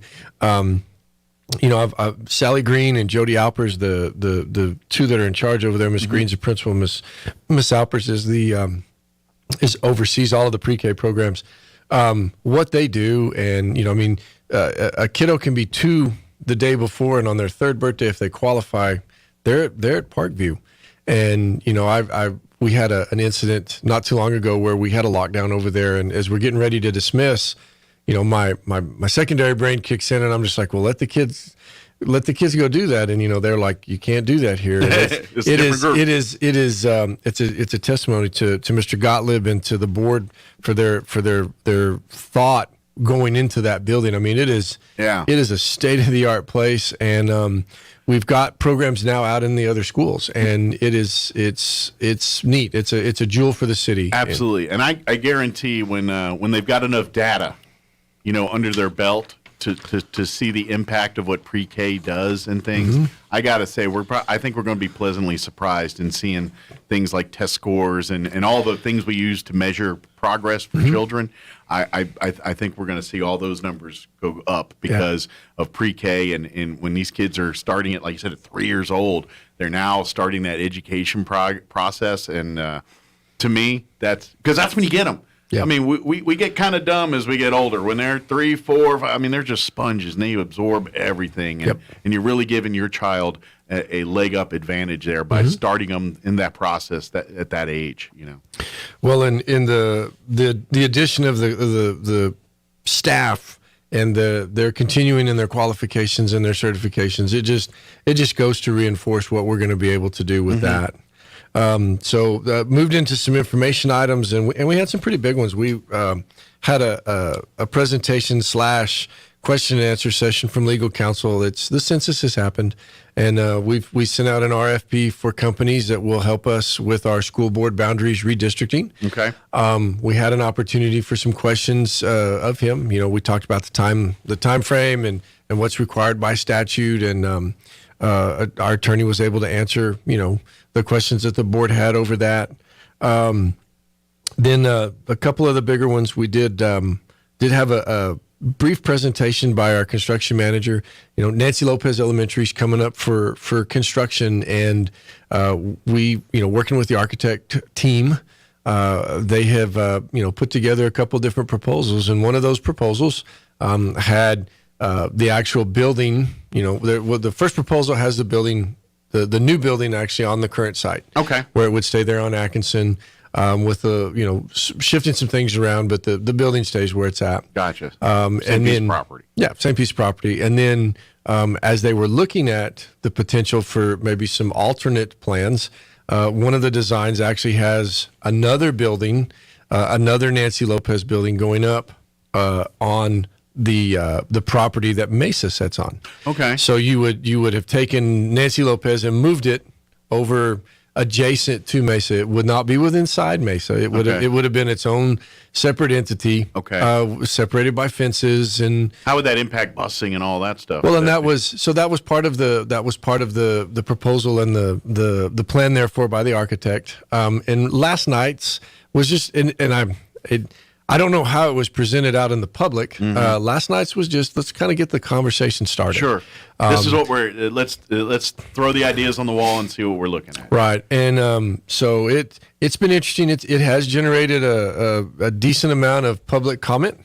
But, like I said, I would encourage people that have thoughts on that to contact their board members or contact central office. And as we haven't decided anything. Again, this is just, let's look at things and let's get the most bang for our buck. Well, unlike jails, most people want schools in their backyard. So, but then again, maybe there isn't. It depends on the neighborhood too. Well, and it's interesting. I mean, Roswell is a fairly community school oriented place. You go to other towns, and the third grade school is on this side of town, and the second grade school is here. And Roswell hasn't been like that. Roswell appreciates and wants neighborhood schools. Sure. And that's not lost here in this this look. But again, it was more just. Well, it's a balance. You got to balance. You got to balance need versus you want to do the neighborhood thing, but if the need doesn't really match that at that moment, then you got to act accordingly to make sure the need is taken care of. Well, I think the biggest thing that I would like for people to get out of that is when we're done, regardless whether that's option A or B or whatever the option we choose, Nancy Lopez is going to have a new building. Yeah. And I think that we were, that some way, somehow that got lost in a public discussion board. And I was like, whoa, I don't know where that went. Yeah. But if and even on its current site, there is a plan for that one. And again, we're going to get information out. We're going to work with our board. So I mean, we appreciate the feedback. Well, and just from my perspective, I'm just glad that we're this investment's coming in. When I first came to Roswell back in around 2000, we were still much of a retirement community state of mind there, and prior to me getting here, there wasn't a lot of money invested in our schools and things. We were a retirement community. We had more older folks and kids. That's changed. We now have a very growing, thriving, youthful community here, and we've had to play catch up for the last 20 years on some of this, and we're now at a place where we're good, but like you said, we got to keep maintaining, we got to keep adding, we got to keep growing here, and I guess what I'm saying is, I know there's disagreements on who goes where and what and how this, but just the mere fact that we're seeing growth, we're seeing investments back into these things is a whole lot better than what we were seeing 20, 25 years ago, 30 years ago. I can't give my predecessors enough credit for the work that they've done and the thinking in the future about taking the district to where we are now. I mean, I am the benefactor of some phenomenal work done in front of me and laid out the groundwork for how it's to be done going forward. One of the things that I look at, Mesa is long overdue. Nancy Lopez is long overdue. And when it's all said and done, we're going to have an opportunity for kiddos to go to, at some point, a brand new elementary school. And then, a mid-school that at that time will be, the newest mid-school in town, obviously. And what a neat opportunity that is. Yeah. I mean, lots of places can't say that unless the community is growing so fast and at a rate that, it's a little unheard of. Yeah. So for a community that has the stability that we've got in different areas of town, to be able to say that's so awesome. And then it goes back to our oil and gas industry, our taxpayers. I mean, and it is a true feather in their cap. Yeah. So a huge thank you to them. Yeah. Although, since we had the Leadership Roswell candidate forum last Tuesday, and it was RSD was kind enough to host it at the Pueblo Auditorium there, but me going there and setting it up, it reminded me again every time I go into that building, because I don't go in there obviously the office as you do, but because it's an old school for folks who didn't know. It was it was the school, I think, at one point for Roswell.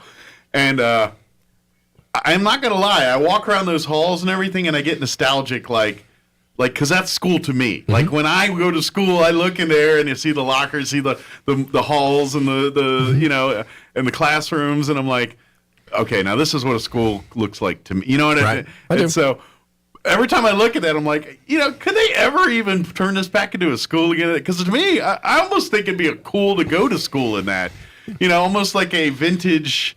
Because I mean, it's old stuff, but it's still in good shape and it's pretty, and so it's almost like a walk through time sometimes when you walk through those halls of that building. And I know it'll never be because it's the admin building and all that, but it'd be. I ain't gonna lie, I would, if I was a kid, I'd probably want to take some classes in that building just for nostalgia purposes. I tell you what, when you like you said, if you walk through that building and then you, like, again, I'll go back to Parkview, and you walk over there, or you go into one of our newer elementary schools, it's a huge difference. It's night and day. Like, it is. I'll go to my wife's classroom at Berendo, and that school got completely remodeled. About 6-8 years ago, something like that. And it's night and day different now. It looks like a modern school in there, like for me, and my education knowledge now is my wife, you know, so everything. So, and my only experience is going through school, and like just the whole kindergarten complex over there. It's state of the art. Like, I'm like, man, this is. I mean, they really they're because of kindergartners and you know, playing on. They've got their own facilities and their own. And in essence, the kindergarten could, in essence, be its own bubble in there and not participate in the rest of the school and have all their amenities and all of their needs right there in that one wing of the school like that. And that's kind of a conceptual thing, you know, but you know, they've done an amazing job. And yes, so it's night and day. You go in the Pueblo, but I don't know, you go and you see all I picture is the old janitor with the giant buffer going through the hallways, and it just looks, the lighting even, it's so reminiscent, like it's Welcome Back Kotter-esque. I tell you what, if you really want to get interesting with it, be in that particular part of the building at night. Yeah. Come in there when it's dark in there, and it has a whole unique set of perspective to it. I have been like when we're tearing down everything and everyone's gone home after the event. Yeah, I could see where you're like, ooh.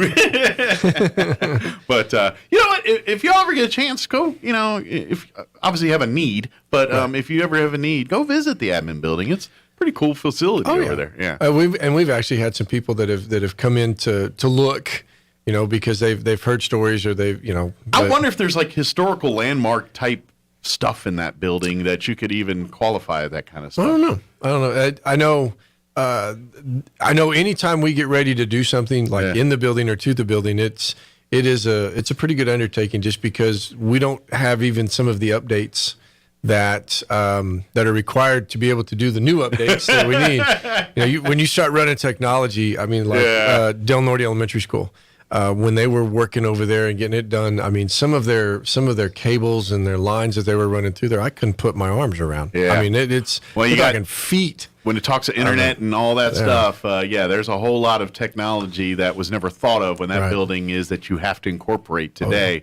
So I would imagine to even get a building like that to be able to handle, you almost have to level it or gut it hardcore to get it up to having all the, like you said, the fiber and the modern, you know, electrical and computer stuff you need out there. Right. So I would just say, let's be clear. We're just talking about how cool the building is. We are not insinuating. Right. That's where we're going with that. But nothing happening. You're right. I'm sorry. I got. No, you're good.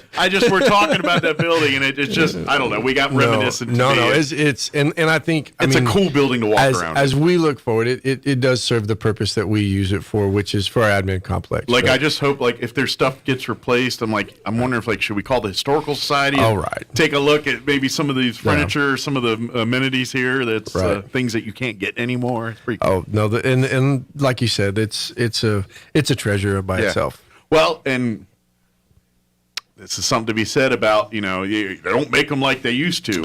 Like if you used like, and I'm not trying to talk about new build, but I'm just saying the way new construction is and everything else. Like, do you think we're going to have buildings like that 50 years down the road and 60 years down the road? And I don't know if we will, because it's a different It's just the way it was done differently, Yeah. you know? So anyway, I got sidetracked here. We should move on. You're good. All right. What's next on the agenda? You know, we had a 90-day presentation by Valley View Elementary School team. They came in, talked about what they were doing, went over a little bit of their test data, how they're working within their site to make things better at their school.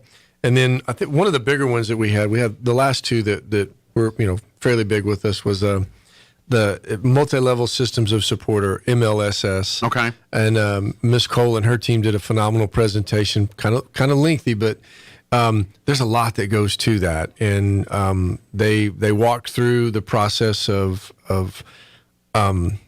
what's expected of the teachers, what's expected of the staff, the support staff, the diagnosticians and the counselors and the principals, and kind of laid it all out as far as that came out a few years ago, and we really haven't had a chance to educate, and they did a really good job with that. Talked about, you know, some of our discipline that we're seeing in the schools right now, some of the challenges that we're facing, how we're looking to address that, and again,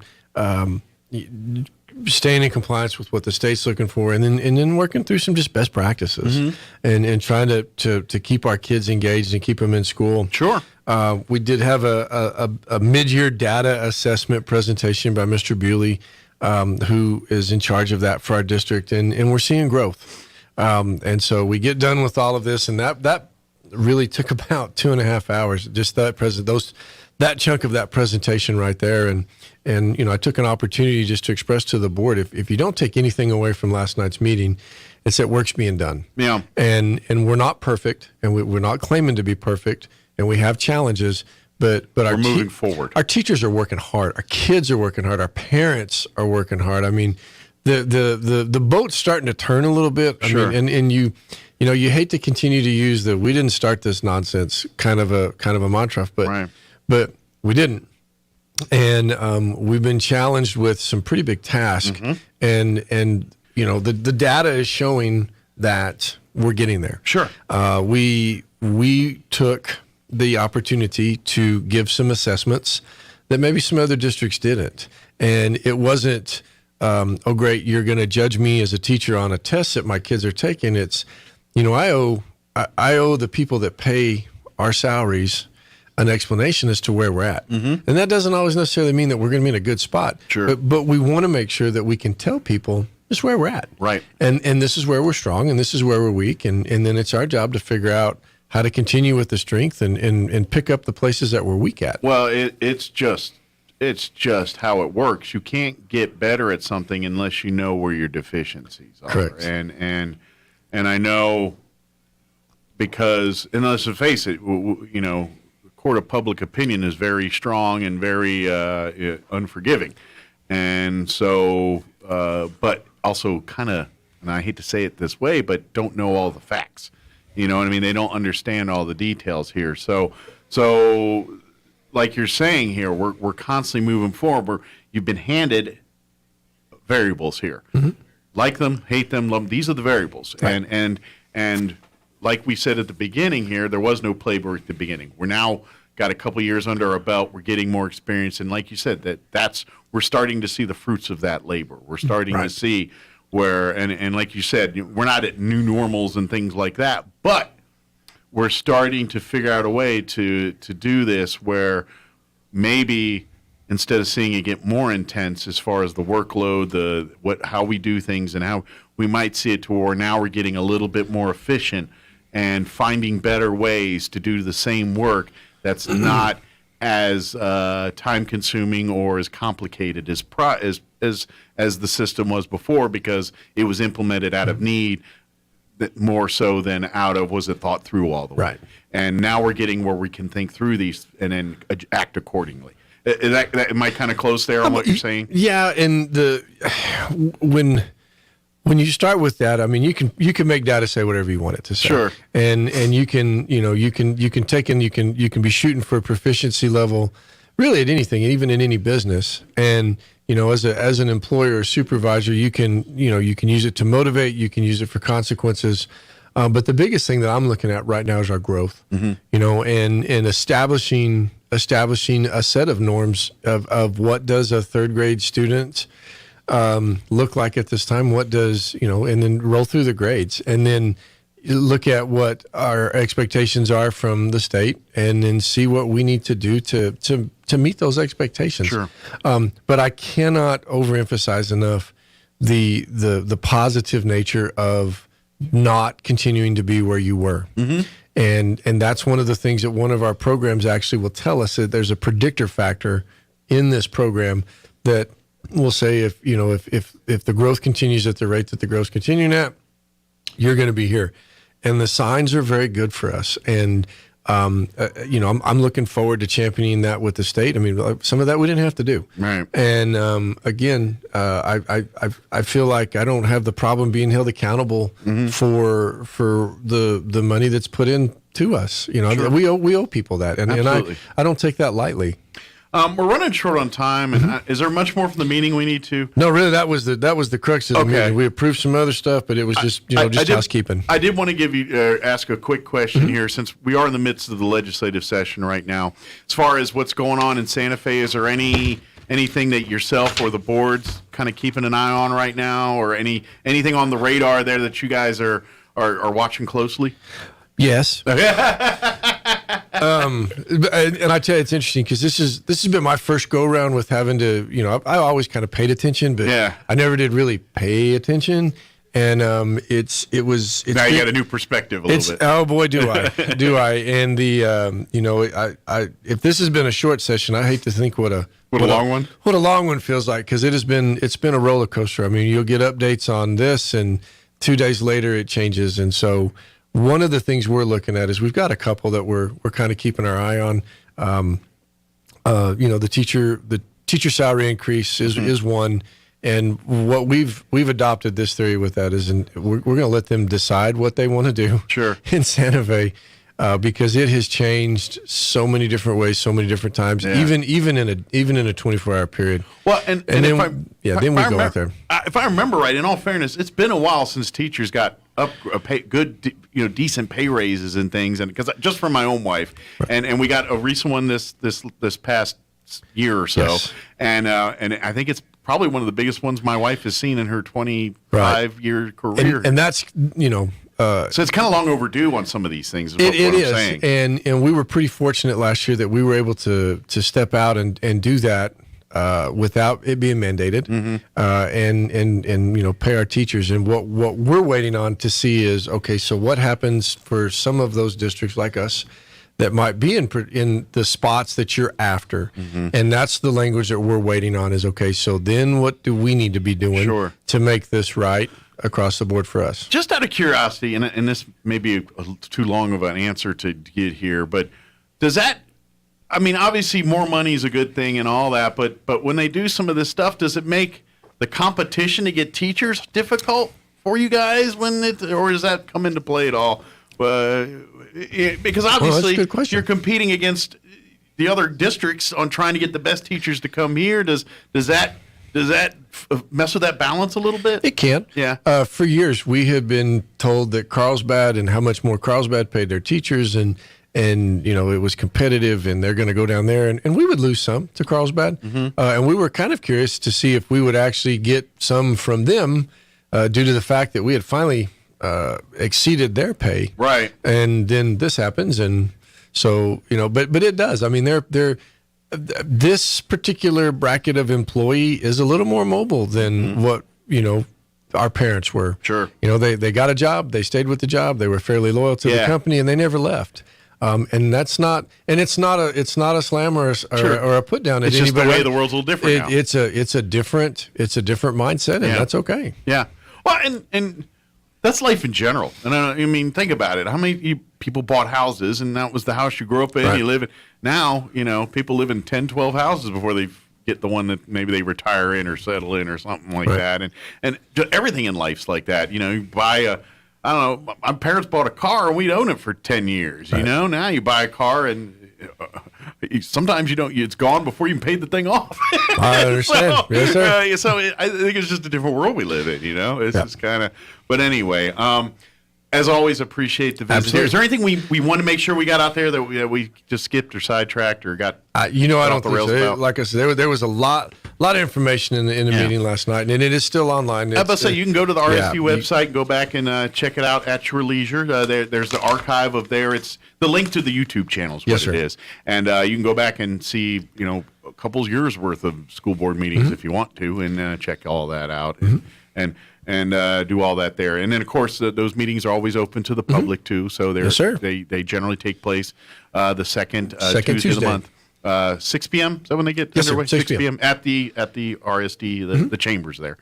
And then public's more than welcome to be part Absolutely. of that. So very good. Well, thank you, Brian, as Absolutely. always. Appreciate the visit, and anything we can do to help out, or if we need to get you or any of the school board members want to come on and talk about something, we'd love to have them. Awesome. I'll pass that along. Very good. Thank you, sir. Yes, sir. And go. I don't know. Now I got to ask. Where's the superintendent go for school lunch? Like if you had where do you poop? Like who do you peek into? I'm curious. I'm gonna go. Yes. Okay. Yes. This is lunch. I can't. Which I would only offend the other 19 schools if I said I'm going to go to one. So, well, in all fairness, they probably pretty much because it's a system. And they go through. It's about things, the same. but I you never just know. roll into the primary kitchen over at Goddard or Roswell High and just grab a plate. Yeah, that's the works. It's kind of like Loveless Hospital because they have such good food at their. Yeah. I'm like, I have no need to go to the hospital. I just want a burrito.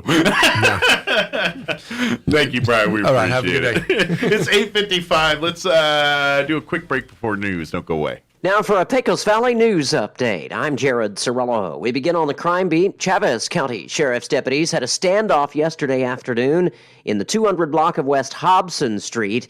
It lasted about 3 hours. The subject was eventually located next to the residence. The Chavez County Sheriff's Office says the incident began when that man fired what witnesses believed was a handgun at the homeowner who was serving him eviction papers. The weapon turned out to be a paintball gun. A panel of state lawmakers Tuesday rejected a bill that would have provided new financial incentives in New Mexico for the hydrogen fuel that is derived from natural gas. A Senate panel suspended the bill from further consideration on a 7-2 vote amid lengthy and impassioned public comments. The initiative, sponsored by Democrat Senator George Munoz of Gallup, would treat some hydrogen and hydrogen-fueled generating stations for electricity, much like renewable energy sources like wind turbines and solar panel arrays. You're up to date. I'm Jared Cirillo. I'm meteorologist Steve Hamilton with your Pecos Valley weather. We have high pressure covering all of the southwestern states, and that'll keep us in a fair weather pattern for a while. We're looking at mid-60s on our afternoon high today, maybe a little bit breezy, but plenty of sunshine. Overnight will be clear, lows near 30, and then we're in the low to mid-60s with a sunny day coming up tomorrow. Close to 70 for the afternoon high on Friday, and sunny. That's your latest forecast. I'm meteorologist Steve Hamilton. With the Wall Street Business Report, I'm Bill Alexander. An Australian electric vehicle charging company will build its first U.S. manufacturing facility in Tennessee. President Biden made the announcement Tuesday. It's the result of the federal government's effort to build a national network of electric vehicle chargers. The company is expected to produce up to 30,000 charging stations a year and create 500 new jobs over the next 5 years. U.S. climate envoy John Kerry will arrive in Mexico Wednesday amid high tensions over Mexico's plan to favor its state-owned electricity company and limit private and foreign firms that have invested in renewable energy. Mexico has vowed to forge ahead with changes to its power sector, increasing investment in fossil fuels, while limiting private wind, natural gas, and solar plants to a minority market. On Wall Street, the Dow up 371 points, the Nasdaq up 178, and the S&P 500 added 37 points. For the Wall Street Business Report, I'm Bill Alexander in Washington. It's scary how often we hear those police sirens lately. Oh, this is the new normal under Mayor Dennis Kintai. I just don't feel safe these days around Roswell, and I'm worried about our kids. I know. It's very concerning. Murders are up 140%, and robberies are up 142% in the last 4 years under Kintai. What? Yeah, and assaults are up 263%. That's unbelievable. And I heard the other day that Roswell pays their officers a starting salary 10 grand less than Hobbs and Carlsbad. No wonder we're having trouble hiring. We need to fire Mayor Kentai and elect Tim Jennings as mayor. Yeah, Jennings has a plan to hire 10 more officers, and he'll make sure Roswell pays competitively to recruit and retain our police force. I know Jennings is going to build a substation in the high crime area. That'll help. Tim Jennings, he's got my vote. Mine too, because I know he'll keep Roswell safe. Paid for by Tim Jennings. A good night's sleep is so important. Did you know that proper sleep supports a healthy heart, decreases chances of weight gain, and boosts a positive mood? Hi, this is Dr. Sarah Usher with Carabelli Dental. It doesn't matter your age, sleeping issues can make any of us reach for that all-day cup of coffee. If you know you are not sleeping because of severe snoring or sleep apnea, come visit us. We can make you a small oral appliance that will help you sleep better and live better. Come see the team at Carabelli Dental at the corner of 9th and Main in Roswell, or call 622-4455. When you think of home health care here in Roswell, what's the first thing that pops into your head? That's right, Frontier Medical. We've been doing it better than anyone else for over 20 years. From in-home nursing to physical therapy and so much more. Doctors and hospitals from Albuquerque to Lubbock and everywhere in between have been trusting their patients to us here at Frontier Medical. So when it's time to make a choice, remember Frontier Medical. 575-627-1112. Frontier Medical. To remember. Bill Cunningham is now in Roswell on 106.5 FM KEND Roswell.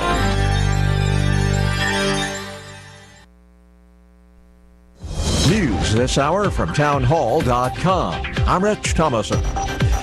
2 years after COVID first turned up in the U.S., the coronavirus case count plunged 50% in the United States last week from the week before. That according to the World Health Organization, which says the worldwide count tumbled by 17%. This is a growing number of states drop mask mandates, while in Virginia, there's a move to outlaw school mask requirements. A bipartisan majority in the Virginia Senate has voted to advance legislation that would ban public school systems from imposing mask requirements on students. The move comes as Republican Governor Glenn Youngkin's efforts to end mask mandates by executive order are bogged down in legal challenges.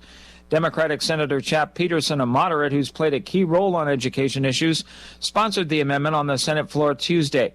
It passed on a 29-9 vote, with Republicans fully in support and Democrats about evenly divided. The bill still requires a final vote in the Senate and the House of Delegates. Youngkin says he'll sign it if it passes. Keith Peters reporting. Iran has a new missile, one that it claims is capable of hitting American bases in the region as well as Israeli targets. Iranian state TV reported that the missile has a range of 900 miles. It is called the Khaybar Buster, a reference to a Jewish castle overrun by Muslim warriors in the early days of Islam. The report said the missile has high accuracy, is manufactured completely domestically, and can defeat missile shield systems. The announcement comes as negotiations continue in Vienna to revive Tehran's tattered nuclear deal with world powers. I'm Karen Chamas. Second man has pleaded guilty in an alleged plot to kidnap Michigan Governor Gretchen Whitmer. The plea by Caleb Franks leaves 4 other men to face trial next month. Wall Street, the Dow up 350 points. The Nasdaq ahead 225. More on these stories at townhall.com. Your pets have the same energy they used to? Do they have problems with itching, scratching, a dull coat, or goopy ears? Then your pets need Dinovite. DINOVITE.com. For over 20 years, pet owners have trusted Dinovite to supplement their pet's diet. We started Dinovite, and in our first box, we noticed a difference. Dinovite is an all-natural daily supplement made from whole foods that help support your pet's immune system, digestion, skin, and coat. Within 3 weeks, he's not scratching and itching, and he's an all-around happier dog. Today's commercial pet foods are processed at high temperatures, which bakes out all the essential goodness. These processed foods can lack the essential vitamins, enzymes, and probiotics that contribute to overall good health. Adding a scoop of Dinovite to your pet's food bowl is the answer. If you love your pets as much as I do, you'll want to do what's best for them to live long, healthy, happy lives. I have 2 cats and 2 dogs. All 4 of them are on the Dinovite. You won't believe how happy your dog will be. DINOVITE.com. An international attempt to revive Tehran's 2015 nuclear deal is receiving pushback in the U.S. Senate. The latest from the Media Line's Felice Friedson. Senate Republicans have declared the Iranian nuclear agreement being negotiated in Vienna to be of such gravity for national security that it must receive the advice and consent of 2/3 of the Senate. 33 Republican senators warned in a letter to President Biden that a deal that fails to receive approval as a treaty would not survive a change of leadership if control of the upper body reverts to the Republicans in 2024. After the original pact was signed in 2015, a law was passed requiring any nuclear deal with Iran to undergo 60 days of reflection, during which time a joint resolution of disapproval could scuttle the new agreement. I'm Felice Friedson, Town Hall News, Jerusalem. News and analysis, themedialine.org, townhall.com. Two senators, one a Democrat, the other a Republican, have drafted legislation that would subject big companies to an audit to assure that no forced labor is used to make their products. The bill was introduced by Senators Kirsten Gillibrand of New York and Josh Hawley of Missouri. It targets companies that earn at least $500 million a year involved in mining, manufacturing, and the production of goods for sale. Senator Hawley's office says the Slave-Free Certification Act is meant to, quote, target forced labor in global supply chains and hold multinational corporations accountable. Bob Agnew reporting. Toyota says profits slipped nearly 6% in the last quarter, came in at $6.9 billion. The earnings report by Japan's top automaker highlighting the headwinds that global automakers face in a computer chip crunch caused by the coronavirus pandemic. And on Wall Street, the Dow up 328. More on these stories at townhall.com.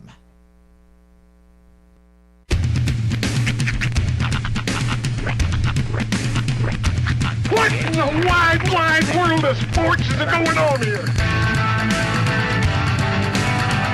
I promise you, whatever scum did this, not one man on this force will rest for 1 minute until he's behind bars.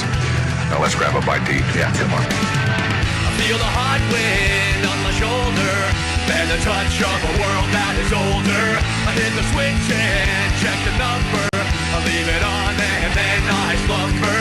I hear the rhythm ringing through it. Flamenco guitar and cumbia music. I hear the talking of the DJ. The devil witch and what does he say? I'm on a Mexican radio. I'm on a Mexican world radio. Broadcasting live from high atop the J.P. White Building in downtown Roswell, New Mexico. It's Mornings with Mike Winters on 106.5 Roswell's Talk FM. Is that what I sound like when I talk? Now, here's your host, Mike Winters.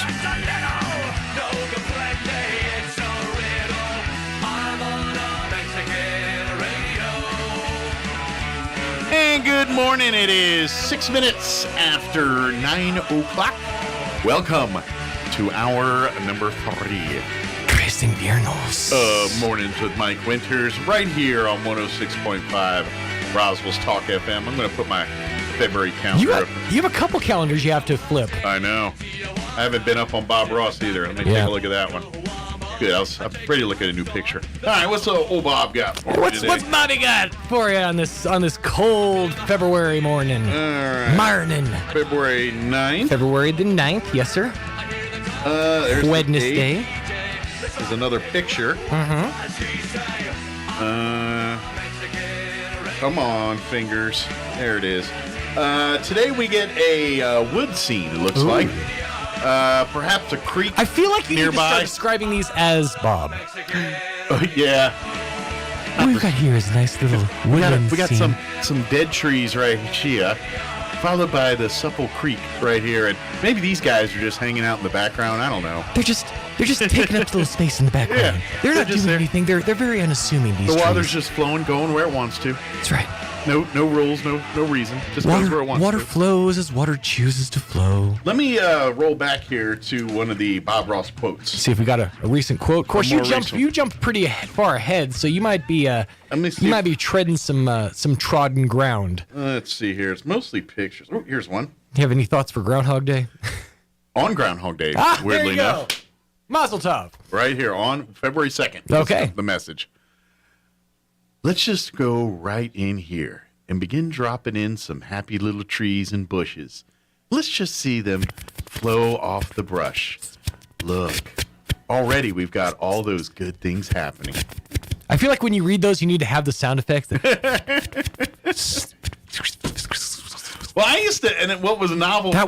Dude, that's the best part for me is I turned. That was ASMR before ASMR. You know he mic'd that stuff out. Like he put a mic right behind the easel. Yeah, that's right. He had to have. He was and he also, which was kind of new at the time, he was painting with things other than paintbrushes. Right. You know, he's creating spacklers and spatulas and whatnot. And he did that on purpose. Yeah, he's like, here I've got this happy little 176-piece kit. It could be yours. Well, I think that was the evil one. I know. But what's amazing to me is that's not exclusive to Bob Ross. Like my girlfriend's sons, both of them are really into to art, like really into drawing and stuff. And they got him these set of shading pencils. Okay. So I had asked, like, just out of curiosity, how much one of these shading pencils was. $20 for one shading pencil, and they got him a set. Wow. Yeah, it was a collective present between both parents. Trust me. Yeah, you got to take out a mortgage to get that. Well, it's an investment in their future. I understand. I'm telling you, like I told this on the radio, I bought my sisters the Bob Ross painting kits for Christmas a couple years ago. I dropped like $500 for two of those suckers. Oh yeah, it was like $200 plus each for those. I'm like, whoa! I did not realize. I was like, I just thought it'd be like going to Walmart and get some paints and know. Crayola kit, what is it, $30? All right, here we go. And I was like, ew. It's like spin art. I'm gonna buy you guys a spirograph. Yeah. Call it good. Like, is there gold in this paint? What is going on here? No, and I understand. Is there a Bob Ross painting in here? Is there a little mini Bob Ross in? Now I understand for what if you know how to use the tools for what you're getting out of the set. Yeah, it is worth it. Yeah, to a point. I'm not willing to pay. I would say you could spend the exact same amount of money for a good kit that you're eventually going to have to replace because you'll wear it out. Right. Versus a digital drawing tablet. That's where everyone's going now because you can do so much more with these digital flat surface drawing tablets that everybody's using. Well, I've seen that, like the commercial for the Surface, and I ain't going to lie, that commercial annoys me a little bit. The artist... Like, have you seen this one where he's an artist and he's like doing, and I guess he's a famous artist. I don't know, but he does like these squiggly line wall, looks like mazes of just, but it's I don't know, right? Whatever it is, but he's doing it all on the Surface, and then of course, but the part that makes me mad is the guy's giving you all these looks like he's important, and I'm just like, he's doing all the whole. He's the smolder. Yeah, he's doing smolder all over the whole thing. Yeah, I'm like, well, what are we doing Face here? down, eyes up, smolder. Some of these things are just for the camera. Like he's doing that, and so but it annoys me because the whole and that's why I remember the commercial because I'm like, all you do is draw lines on a thing. You aren't that important. Quit looking at like you're so above us. But I will argue now. You can achieve amazing things on digital tablets, but I will argue that you're not going to be able to achieve the best quality on like anything but a dedicated art tablet. Yeah. Like if you have a Surface, an iPad, stuff that does other things, you're not going to get. It's not going to be as good as like I've seen.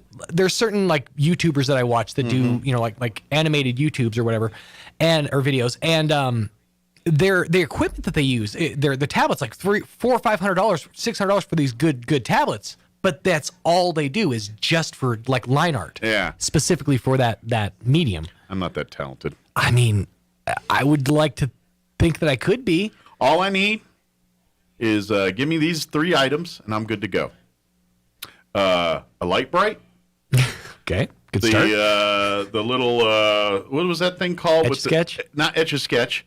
The one that you had the gears and you had the little circles and you pinned them to the paper and then you... Spirograph. Spirograph. Yeah. One of those. My daughter has one of those. Spirograph, a light bright, and maybe some Play-Doh. And then I was going to say, go. you know what? Get some Connects. Get some Connects in your world. See, that's a little more advanced. That's a little more advanced. And one other. Okay. Lincoln Logs. And I had a feeling that's exactly where you're going to go. Because I'm a Lincoln Logian. Yeah. I grew up on Lincoln Logs. I played hours, days, months, years of Lincoln Log. I combined my Army men with my Lincoln Loggery. I had a whole thing going on. Yeah, the whole Ticonderoga situation going on. I had a bucket full of Lincoln logs, and I think I had enough to build like a little western town.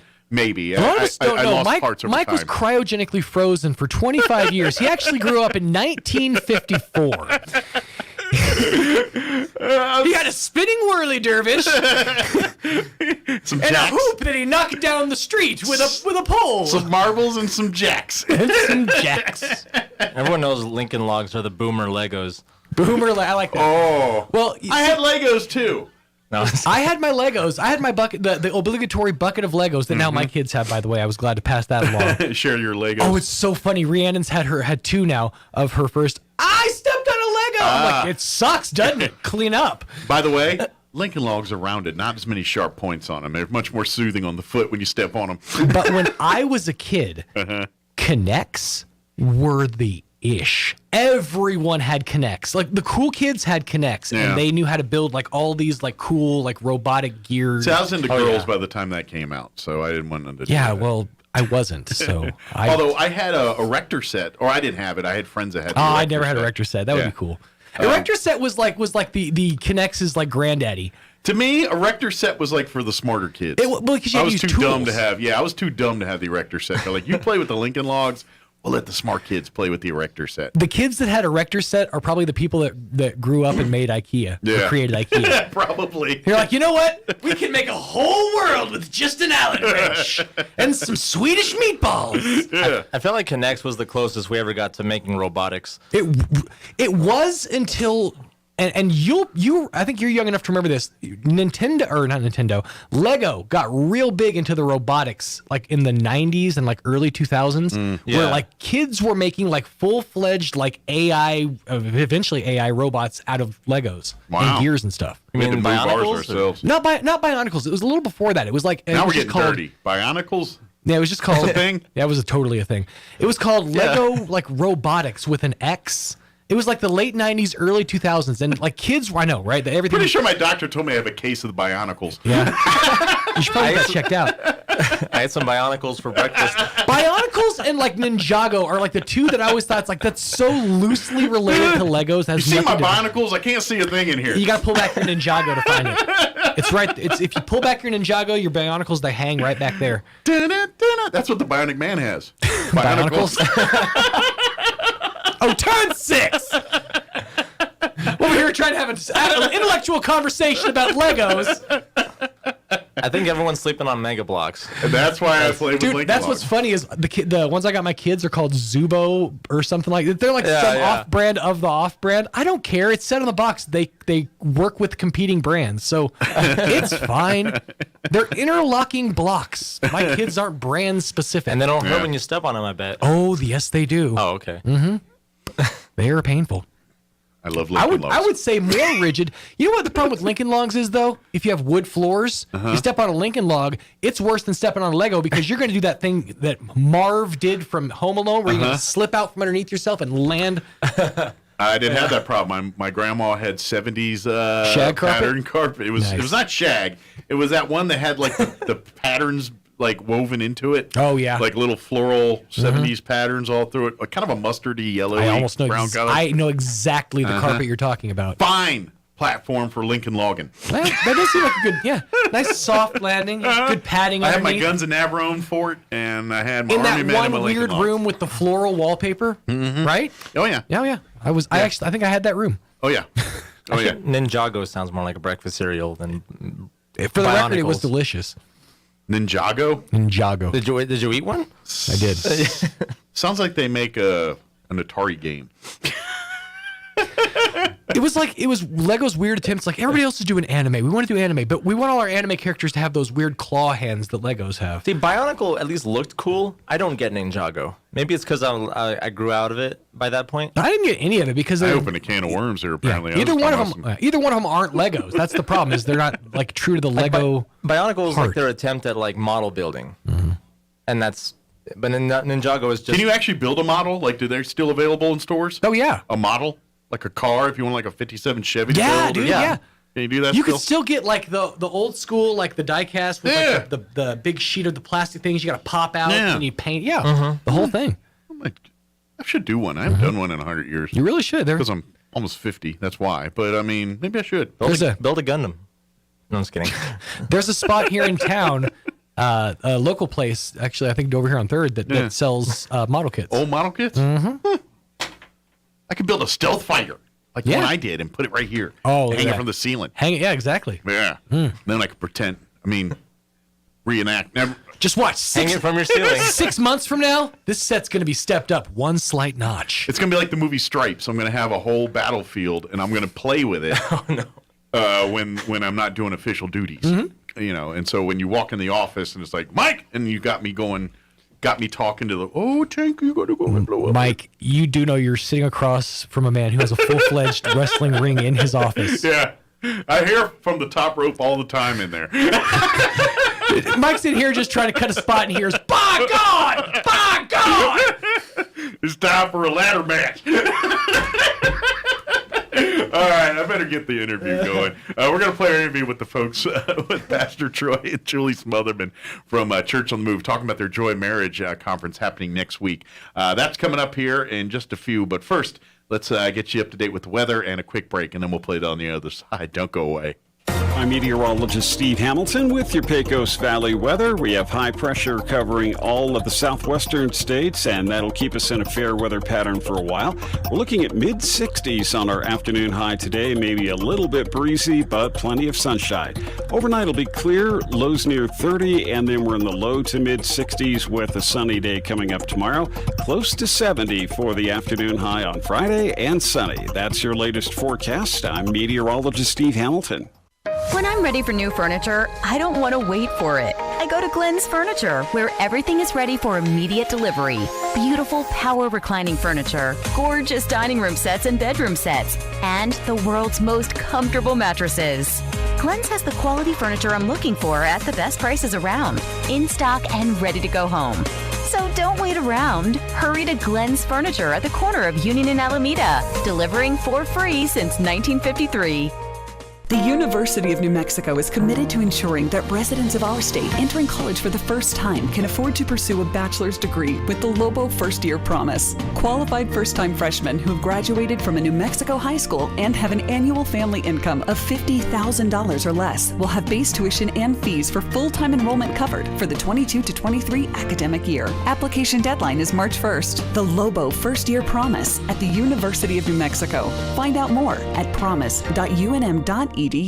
Martine's Capital Cafe in Roswell offers authentic and highly rated New Mexico food. Explore their amazing menu featuring huevos rancheros or asado with eggs or their green chili stew. And you can't forget their award-winning green chili cheeseburger, all made from scratch using their finest and freshest ingredients. Open for carryout with curbside delivery or limited dine-in. Just call ahead 624-2111. Martine's Capital Cafe, always pleasing the most refined palate. Open Monday through Saturday from 6 a.m. to 8:30 p.m. at 110 West 4th in Roswell. The Valentine's Day giveaway is on at Roswell Nissan. Roswell Nissan is giving away a 2-night getaway to Buffalo Thunder Resort and Casino in Santa Fe, plus a $100 food voucher at the resort and a $400 Visa gift card. 1 entry for stopping by, 3 entries with a test drive or service, and 5 entries with a purchase. Drawing February 12th at 1, must be present to win. Plus, 0 down, no payments for 90 days, and $2,000 guaranteed on your trade. There's a lot to love at Roswell Nissan, 2111 West 2nd. Oasis Computers has been Roswell's trusted source for home and small business computers for over 30 years, and they continue to be your best resource for computer repairs, operating system upgrades, web root managed antivirus, special orders, and more. Oasis Computers is now open from 8 to 1, Monday through Friday to better serve you. Service calls by appointments and after-hour appointments are available too. Stop by Oasis Computers at 1703 North Garden or call or text 575-625-9141 for even faster service. It's a new year, and the progressives in Santa Fe are trying to get their claws into Roswell. Governor Grinch has her best buddy in Roswell running for mayor. In Roswell, we are proud of our families, our industry, our traditions, and our values. We can't let the Santa Fe gang take over our community. In the Roswell municipal election on March 1st, vote to keep Roswell open, to keep Roswell independent, and to keep Roswell free. Let's keep Kintai as our mayor. This is Dennis Kintai, and I approve of this ad. Here's a Mornings with Mike Winters fun fact.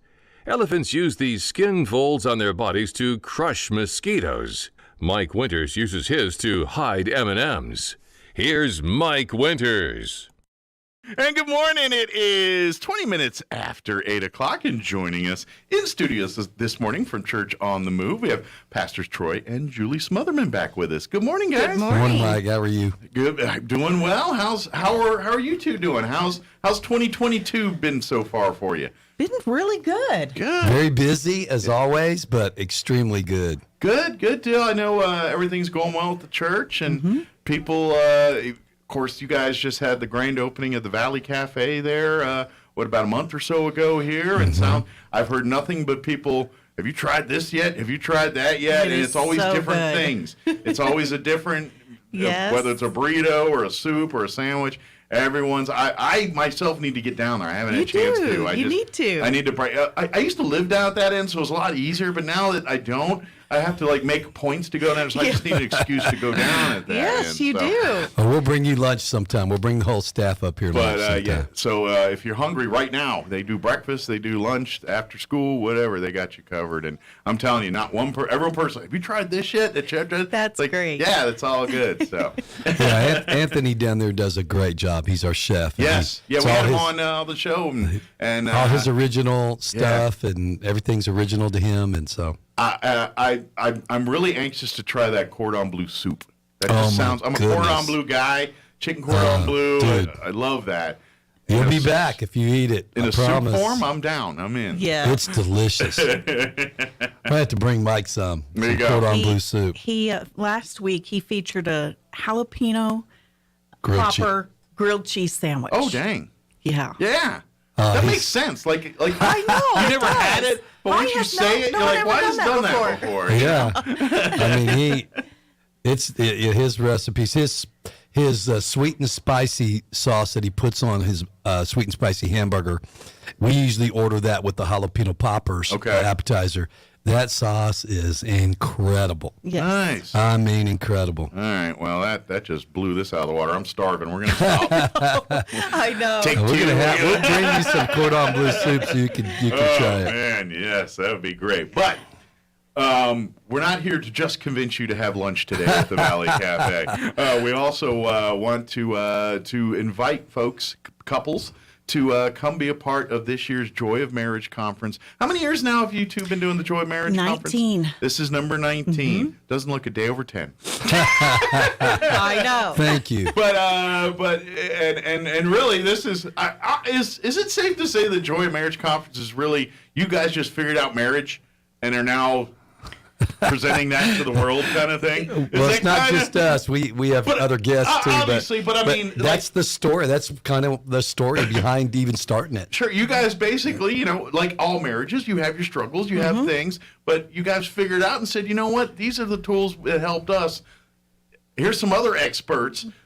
These are tools that can help you, because if marriage was easy, we'd all do it. You know what I mean? And it's not. And they don't come with owner manuals, just like kids. There's not an owner's manual. And now, we as humans are busy trying to figure our own selves out. Now we got to kind of figure out for somebody else, and then a couple more, and then yeah, exactly. So it's difficult. So if I don't care how long you've been married, if you're not working on it, you're not doing it right.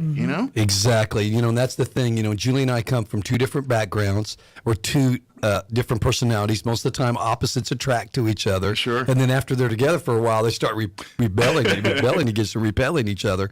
And so that's what happened. I grew up, I wasn't a Christian, then became one and had to work through all that. She grew up at 5, she became a Christian. And so we had two different ideas about how we communicated. Sure. We communicated differently. We had different ideas about finances, about sex, we struggled, extremely difficult struggles in the first couple of years of our marriage, and working through that and just having the heart to want to do that. Sure. And that's where it starts. It starts with two people saying, hey, listen, we don't want to just survive this We don't want to end up in divorce. We don't want a survival marriage. We don't want a broken marriage. Sure. We want a great marriage. We want a marriage that brings joy to our lives.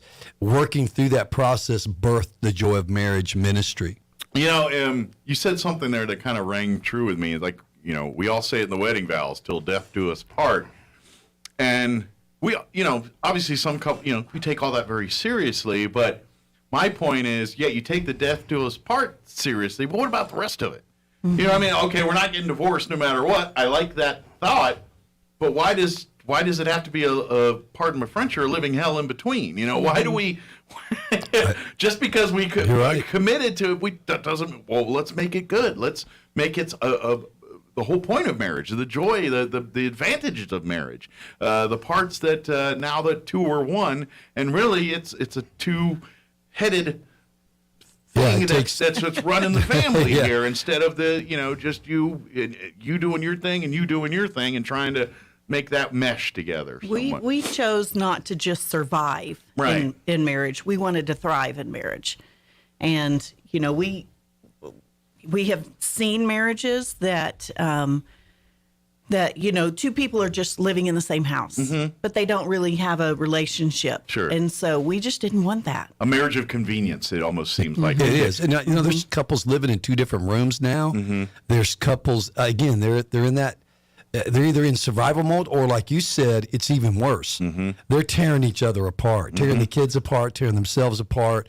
And, you know, you said something about marriage, about having to work. I always tell young couples, you spell marriage W-O-R-K, because you're going to have to really work on taking two people from two different households. You're not related. Sure. You're not family. Yeah. And try to make yourselves family.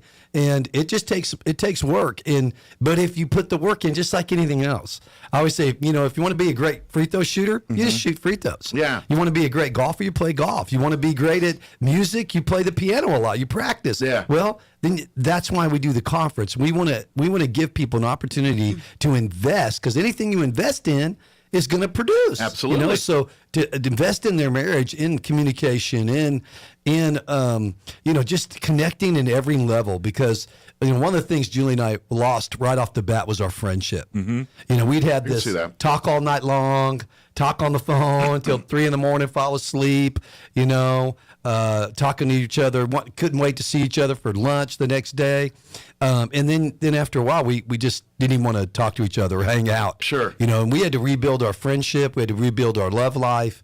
We just had to rebuild every aspect of our life. Kind of reconnect and reintroduce each other. And if it wasn't for God in our life, we probably wouldn't have made it. Yeah. I mean, because we'd made a commitment to God.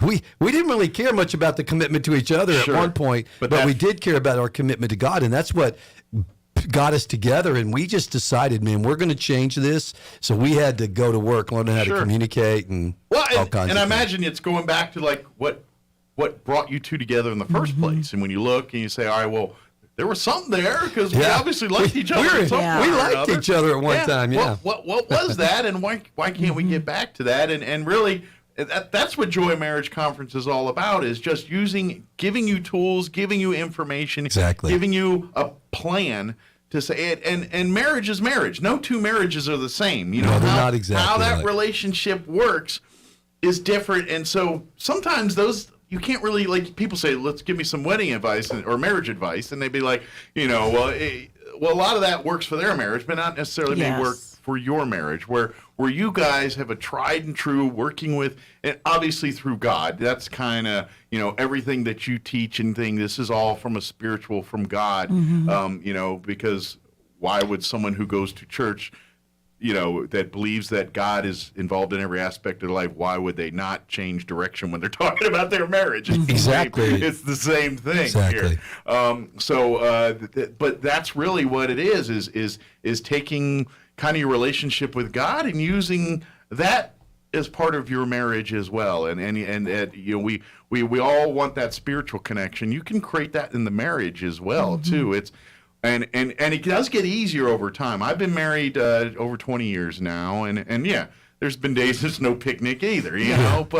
But I could not imagine life any differently now. Like if I'm sure I would be a hot mess if I ever got there. Me too. You know what I mean? I'm like, without Julie. I'm pretty sure I could easily be one of those people that we all look your nose down upon and just be, But it was worth it, right? Absolutely. It was worth it. Yeah, but nowadays I'm like, it's just, to me, it's also a comfort thing, where even if we don't have those moments where we're just hanging out in a room watching TV and not talking, it's not weird because it's just we're so comfortable with each other, and then that's so there's a little bit mix of all that. Yeah, being connected and still being having conversations and friend, but also being able to sit together in a room and not necessarily having a conversation, be completely cool with it. That's also part of that peaceful. Marriage thing too. Yeah, and that's really where you kind of hope to aspire to, I think, in your marriage at some point, is that point where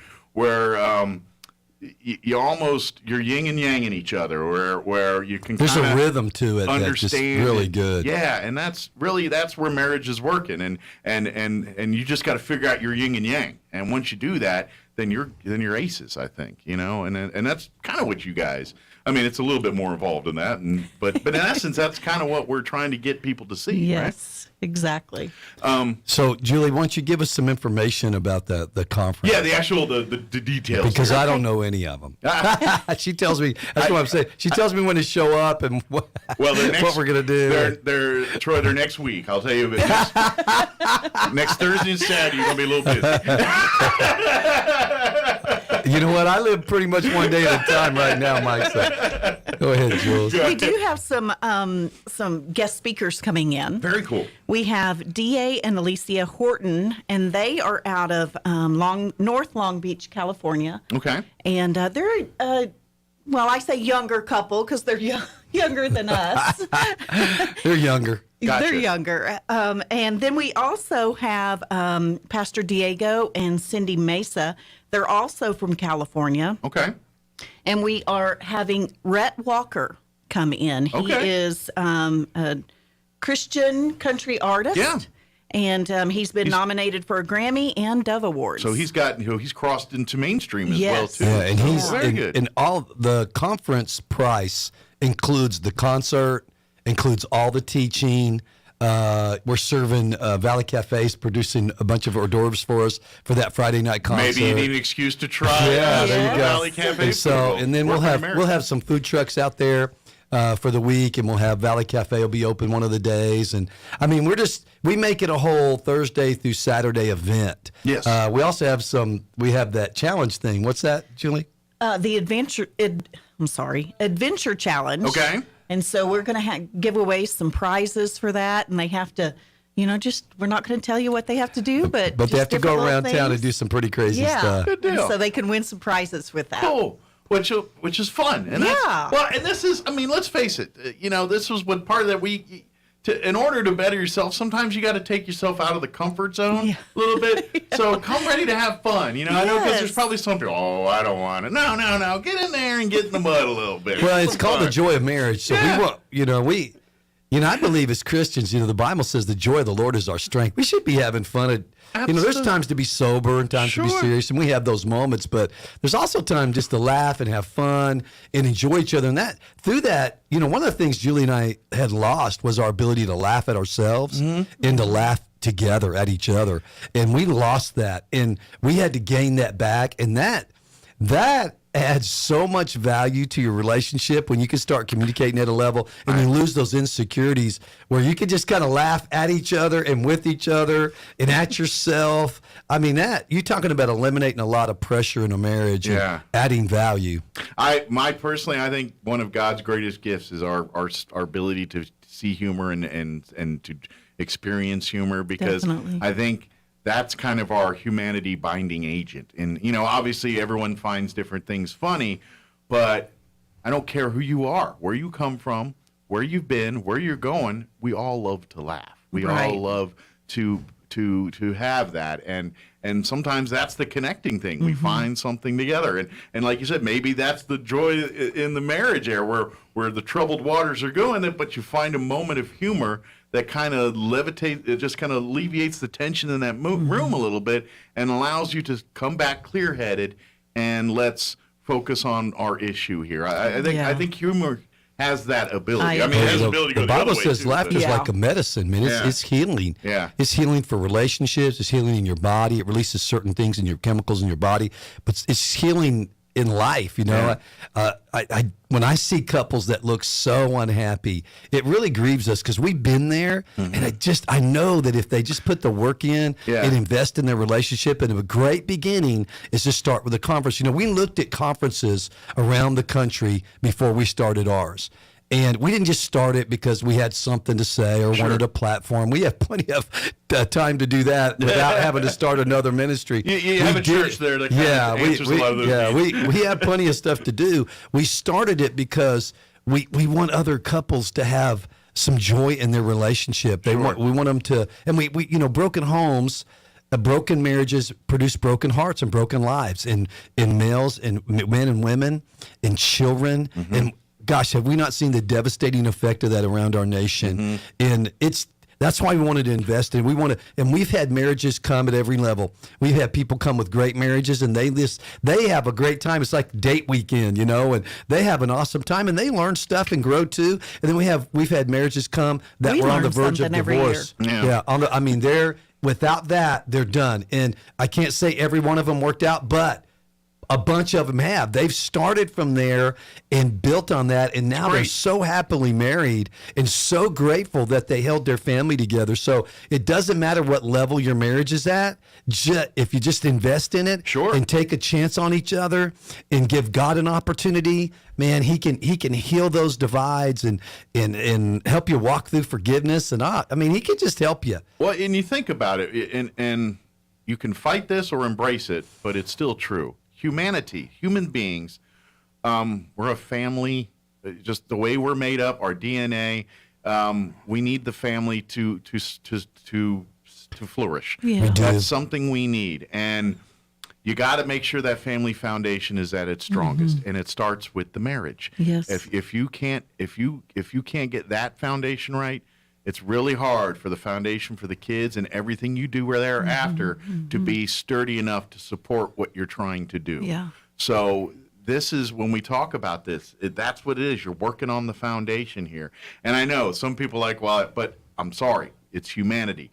Even if you're not a quote unquote family person or someone that kind of a loner type, society is different with humanity. It's built on the family. A human being cannot live on its own. It just cannot. I mean, you can survive for a while, but something going to get you. We need each other to flourish and to survive, and to and so through God and through your commitment, you can really create that foundation and make. And I promise you, once you get it, you figure it out. I'm not saying life's figured out. It's going to be all aces. It's not perfect, but it's really good. But you know what? You're going to have the tools. You're going to suddenly things that are big problems now seem much more trivial down the road. Things that you are having knockdown drag-outs about right now, you're going to come across that same type of scenario down the road, and you're going to be better equipped and better prepared to handle that and to turn it into something that's a success versus something that's creating a bigger division in your family. Julie, I'm gonna speak to men. I go ahead and say what you're going to say, but I'd also like you to speak to some of the ladies that might be listening. Well, we have 6 kids, and our kids for the longest time were, we revolved around church and our kids' activities. And we would invest in basketball camps and all these different camps. And because, they liked it, they wanted to pursue it. And we've got one playing in, college basketball right now. And so it paid off. But I think, like you said, that family unit is only as strong. We reaped some rewards from those basketball camps, but nothing has blessed our family more than us working on our marriage. Sure.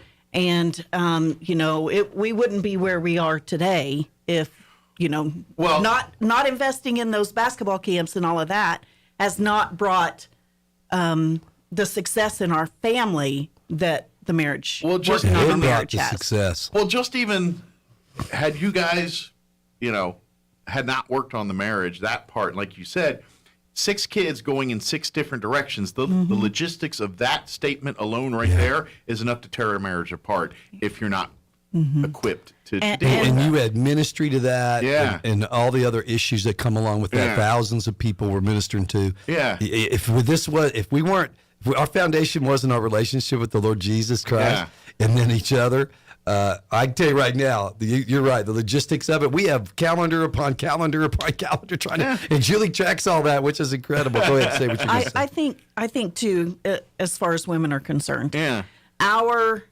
tendency is to focus on our children. They need me. They just everything revolves around our children when it comes to women. And if that's not the way it's designed. It's designed, you should love God, and then you should love your spouse, and then your children. And if you would focus on your spouse, then the children, everything else falls in line. Sure. And so, we're going to give you a chance this weekend to focus on your marriage. Sure. Put the kids aside. Sure. Ask somebody to watch them. You're here in town. Get a hotel. Yeah. We've got all these hotels. It's a great time for you to just spend with each other. And focus on you, the couple. Right. Julie, you mentioned something there that, and it's a sticky wicket, when we talk about children, because obviously, we as a society, it's just humanity, children are our future. Children are is our legacy to the next generation.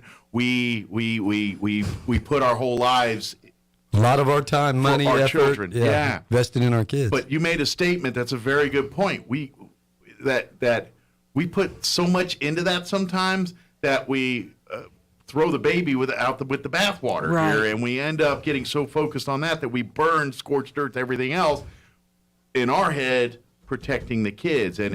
But if you're neglecting the needs of your marriage, you're neglecting the other needs that are going on because we got to make sure the kids are taken care of, you're actually doing them a bigger disservice. Exactly. I'm going to say something to the men too, Mike, because you get it. I've heard you talk about your marriage. I can tell a lot about how people talk about their wife, their husband.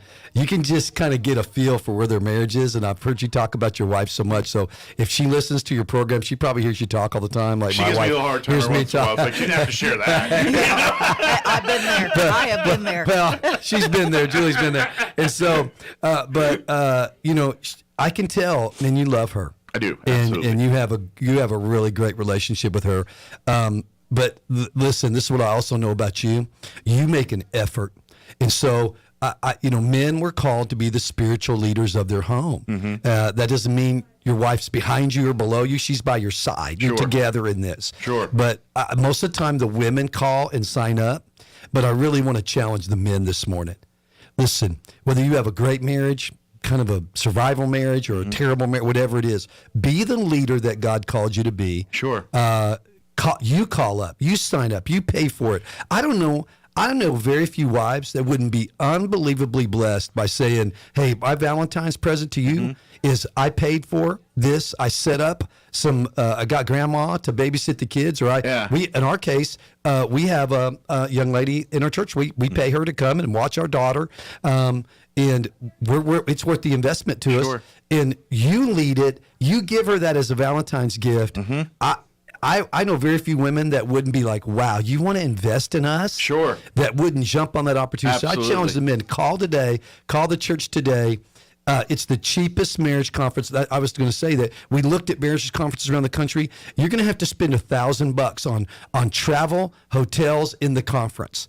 This is $155 for all 3 days, including the concert, including all the other stuff that goes along with it. That's the cost, minus some meals, or you can eat them at home if you're going to be here locally. Sure. You have no travel. You have no. There's just no excuse. Absolutely, no excuse. But I challenge the men. You call, you give this to your wife as a Valentine's gift. Give her some flowers and this.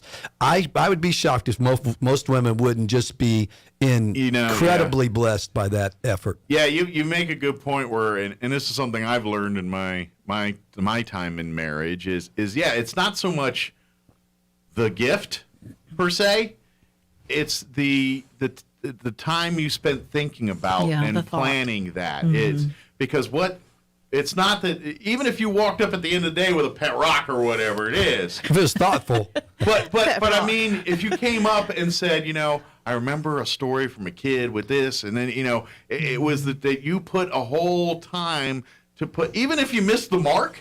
Yeah. But unless the rock was a diamond, that would be that would be okay. But I mean, it's they appreciate the fact that you took time to think about this and you thought and planned and said, look, I see a need here and something that I want to invest time. And basically what you're doing is you're telling your spouse that you're committed to being a part of this. And that's the gift you're giving, is saying, I'm double downing on our marriage together. That's what it is. The flowers is good, but and that's the difference between giving a gift of, it's Valentine's Day, I better go buy a card and a thing of candy and have it sitting on the table when she gets home, versus, hey, I went ahead and signed us up for this, or you know what, I did, or even like the homemade stuff versus buying I didn't go spend $1 million on a dinner, but you know what I did? When she came home, I made a lasagna or whatever it is. You know what I mean?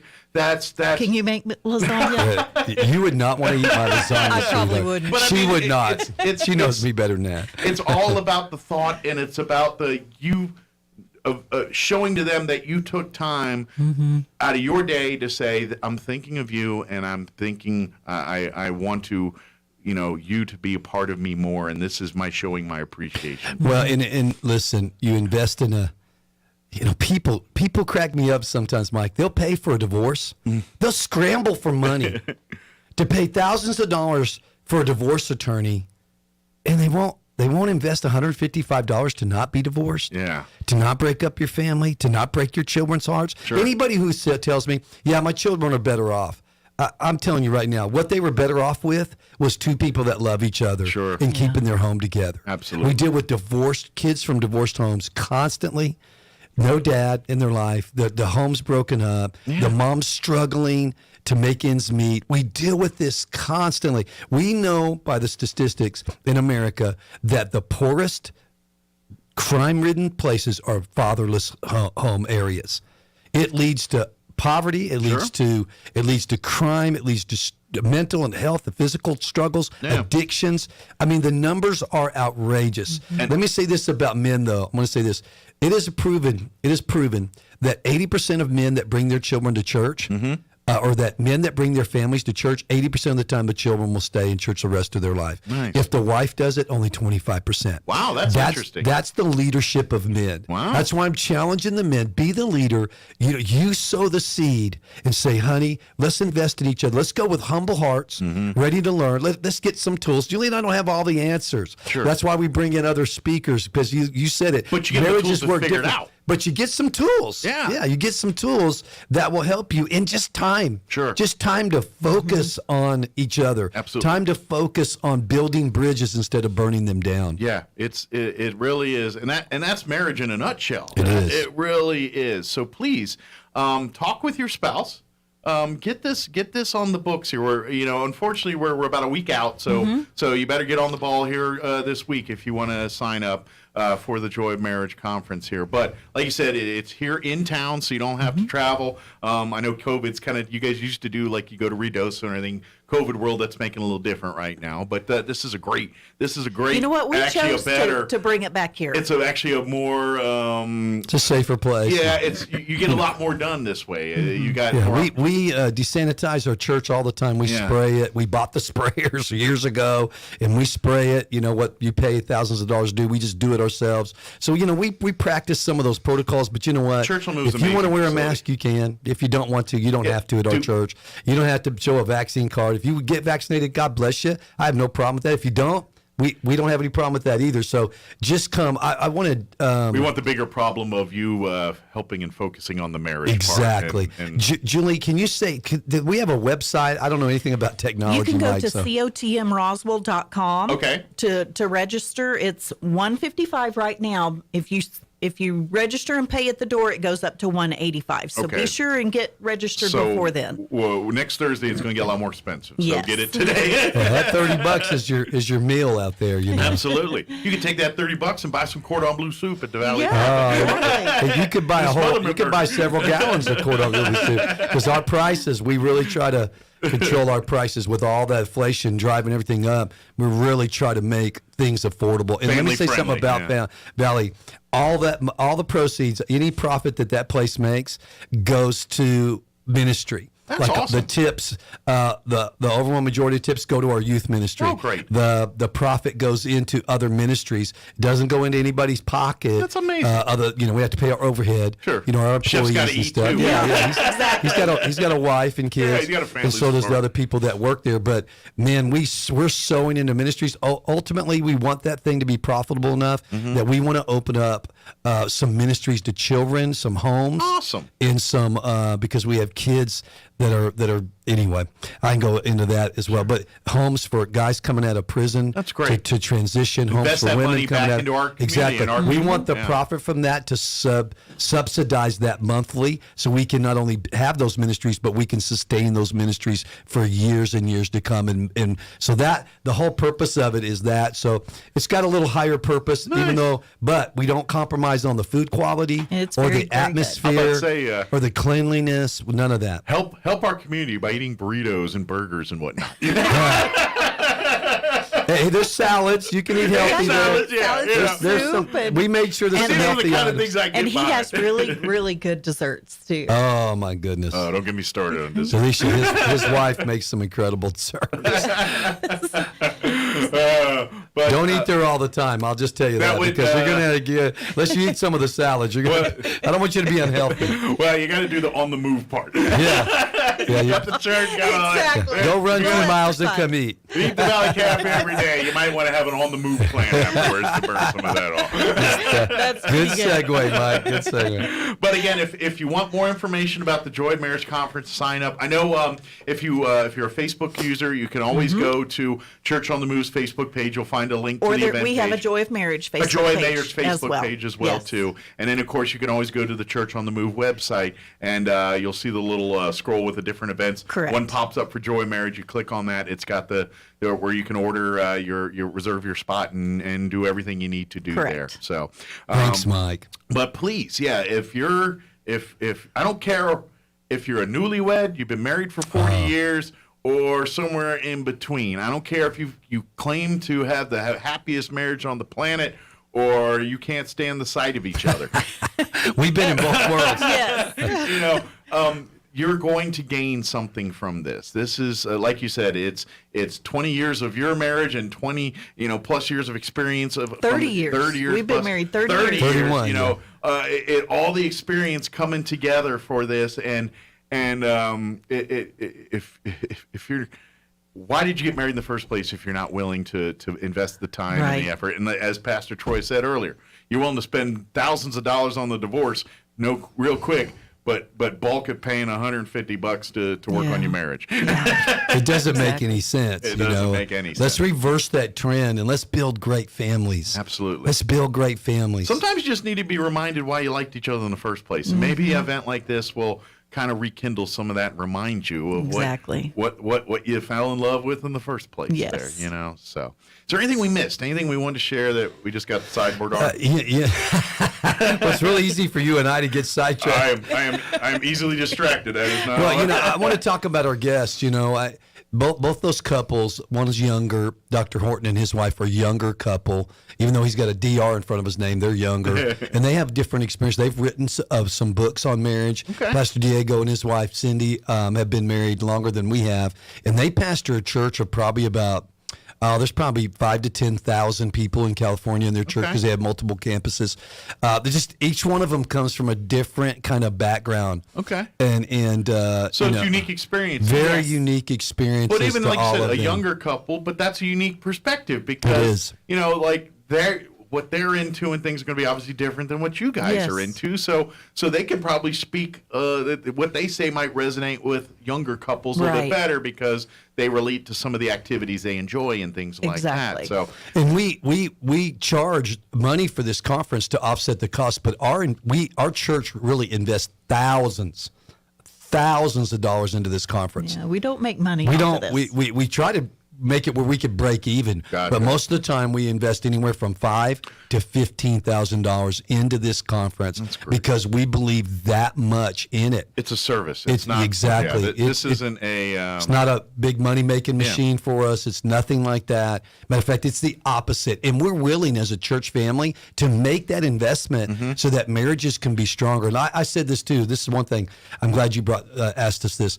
I said to couples, because we have couples all the time say, we're not married, we're living together. Yeah. Can we come to the conference? No. The answer is marriage conference, right? And so, but if you call our office, you go get a license, and you want to make that right in the eyes of God and with each other, your family, we'll marry you. You come in, we'll marry you in our sanctuary. There you go. You go get a license, and then you can sign up for the conference and come because we want hopefully help you get that right in the eyes of God, but we also want to help you invest in that.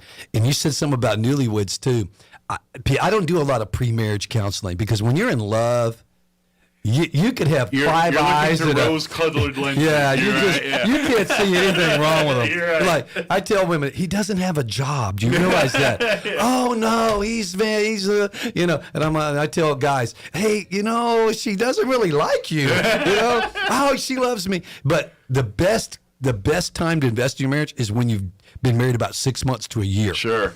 That's when you want to go to the a real conference. challenges start hitting. Yeah. And of course, like you said, even if you have a great marriage, how you keep that is you have weekends like this, Absolutely. moments like this, You make it better. and Julie said, get a hotel room. We have a lot of couples that get a hotel. Sure. They have grandma or someone watch their kids, and they go get a hotel room. They treat it like a weekend away. Absolutely. A little vacation, little couples getaway. Absolutely. Because that's really what it is. It is. In essence, is it's taking time out of your busy family schedule and focusing on the nucleus of that family, your husband and wife, the marriage of that couple there, that the rock that is that the rest of the foundation's laid on in your family. Exactly. So, definitely. So please look it up.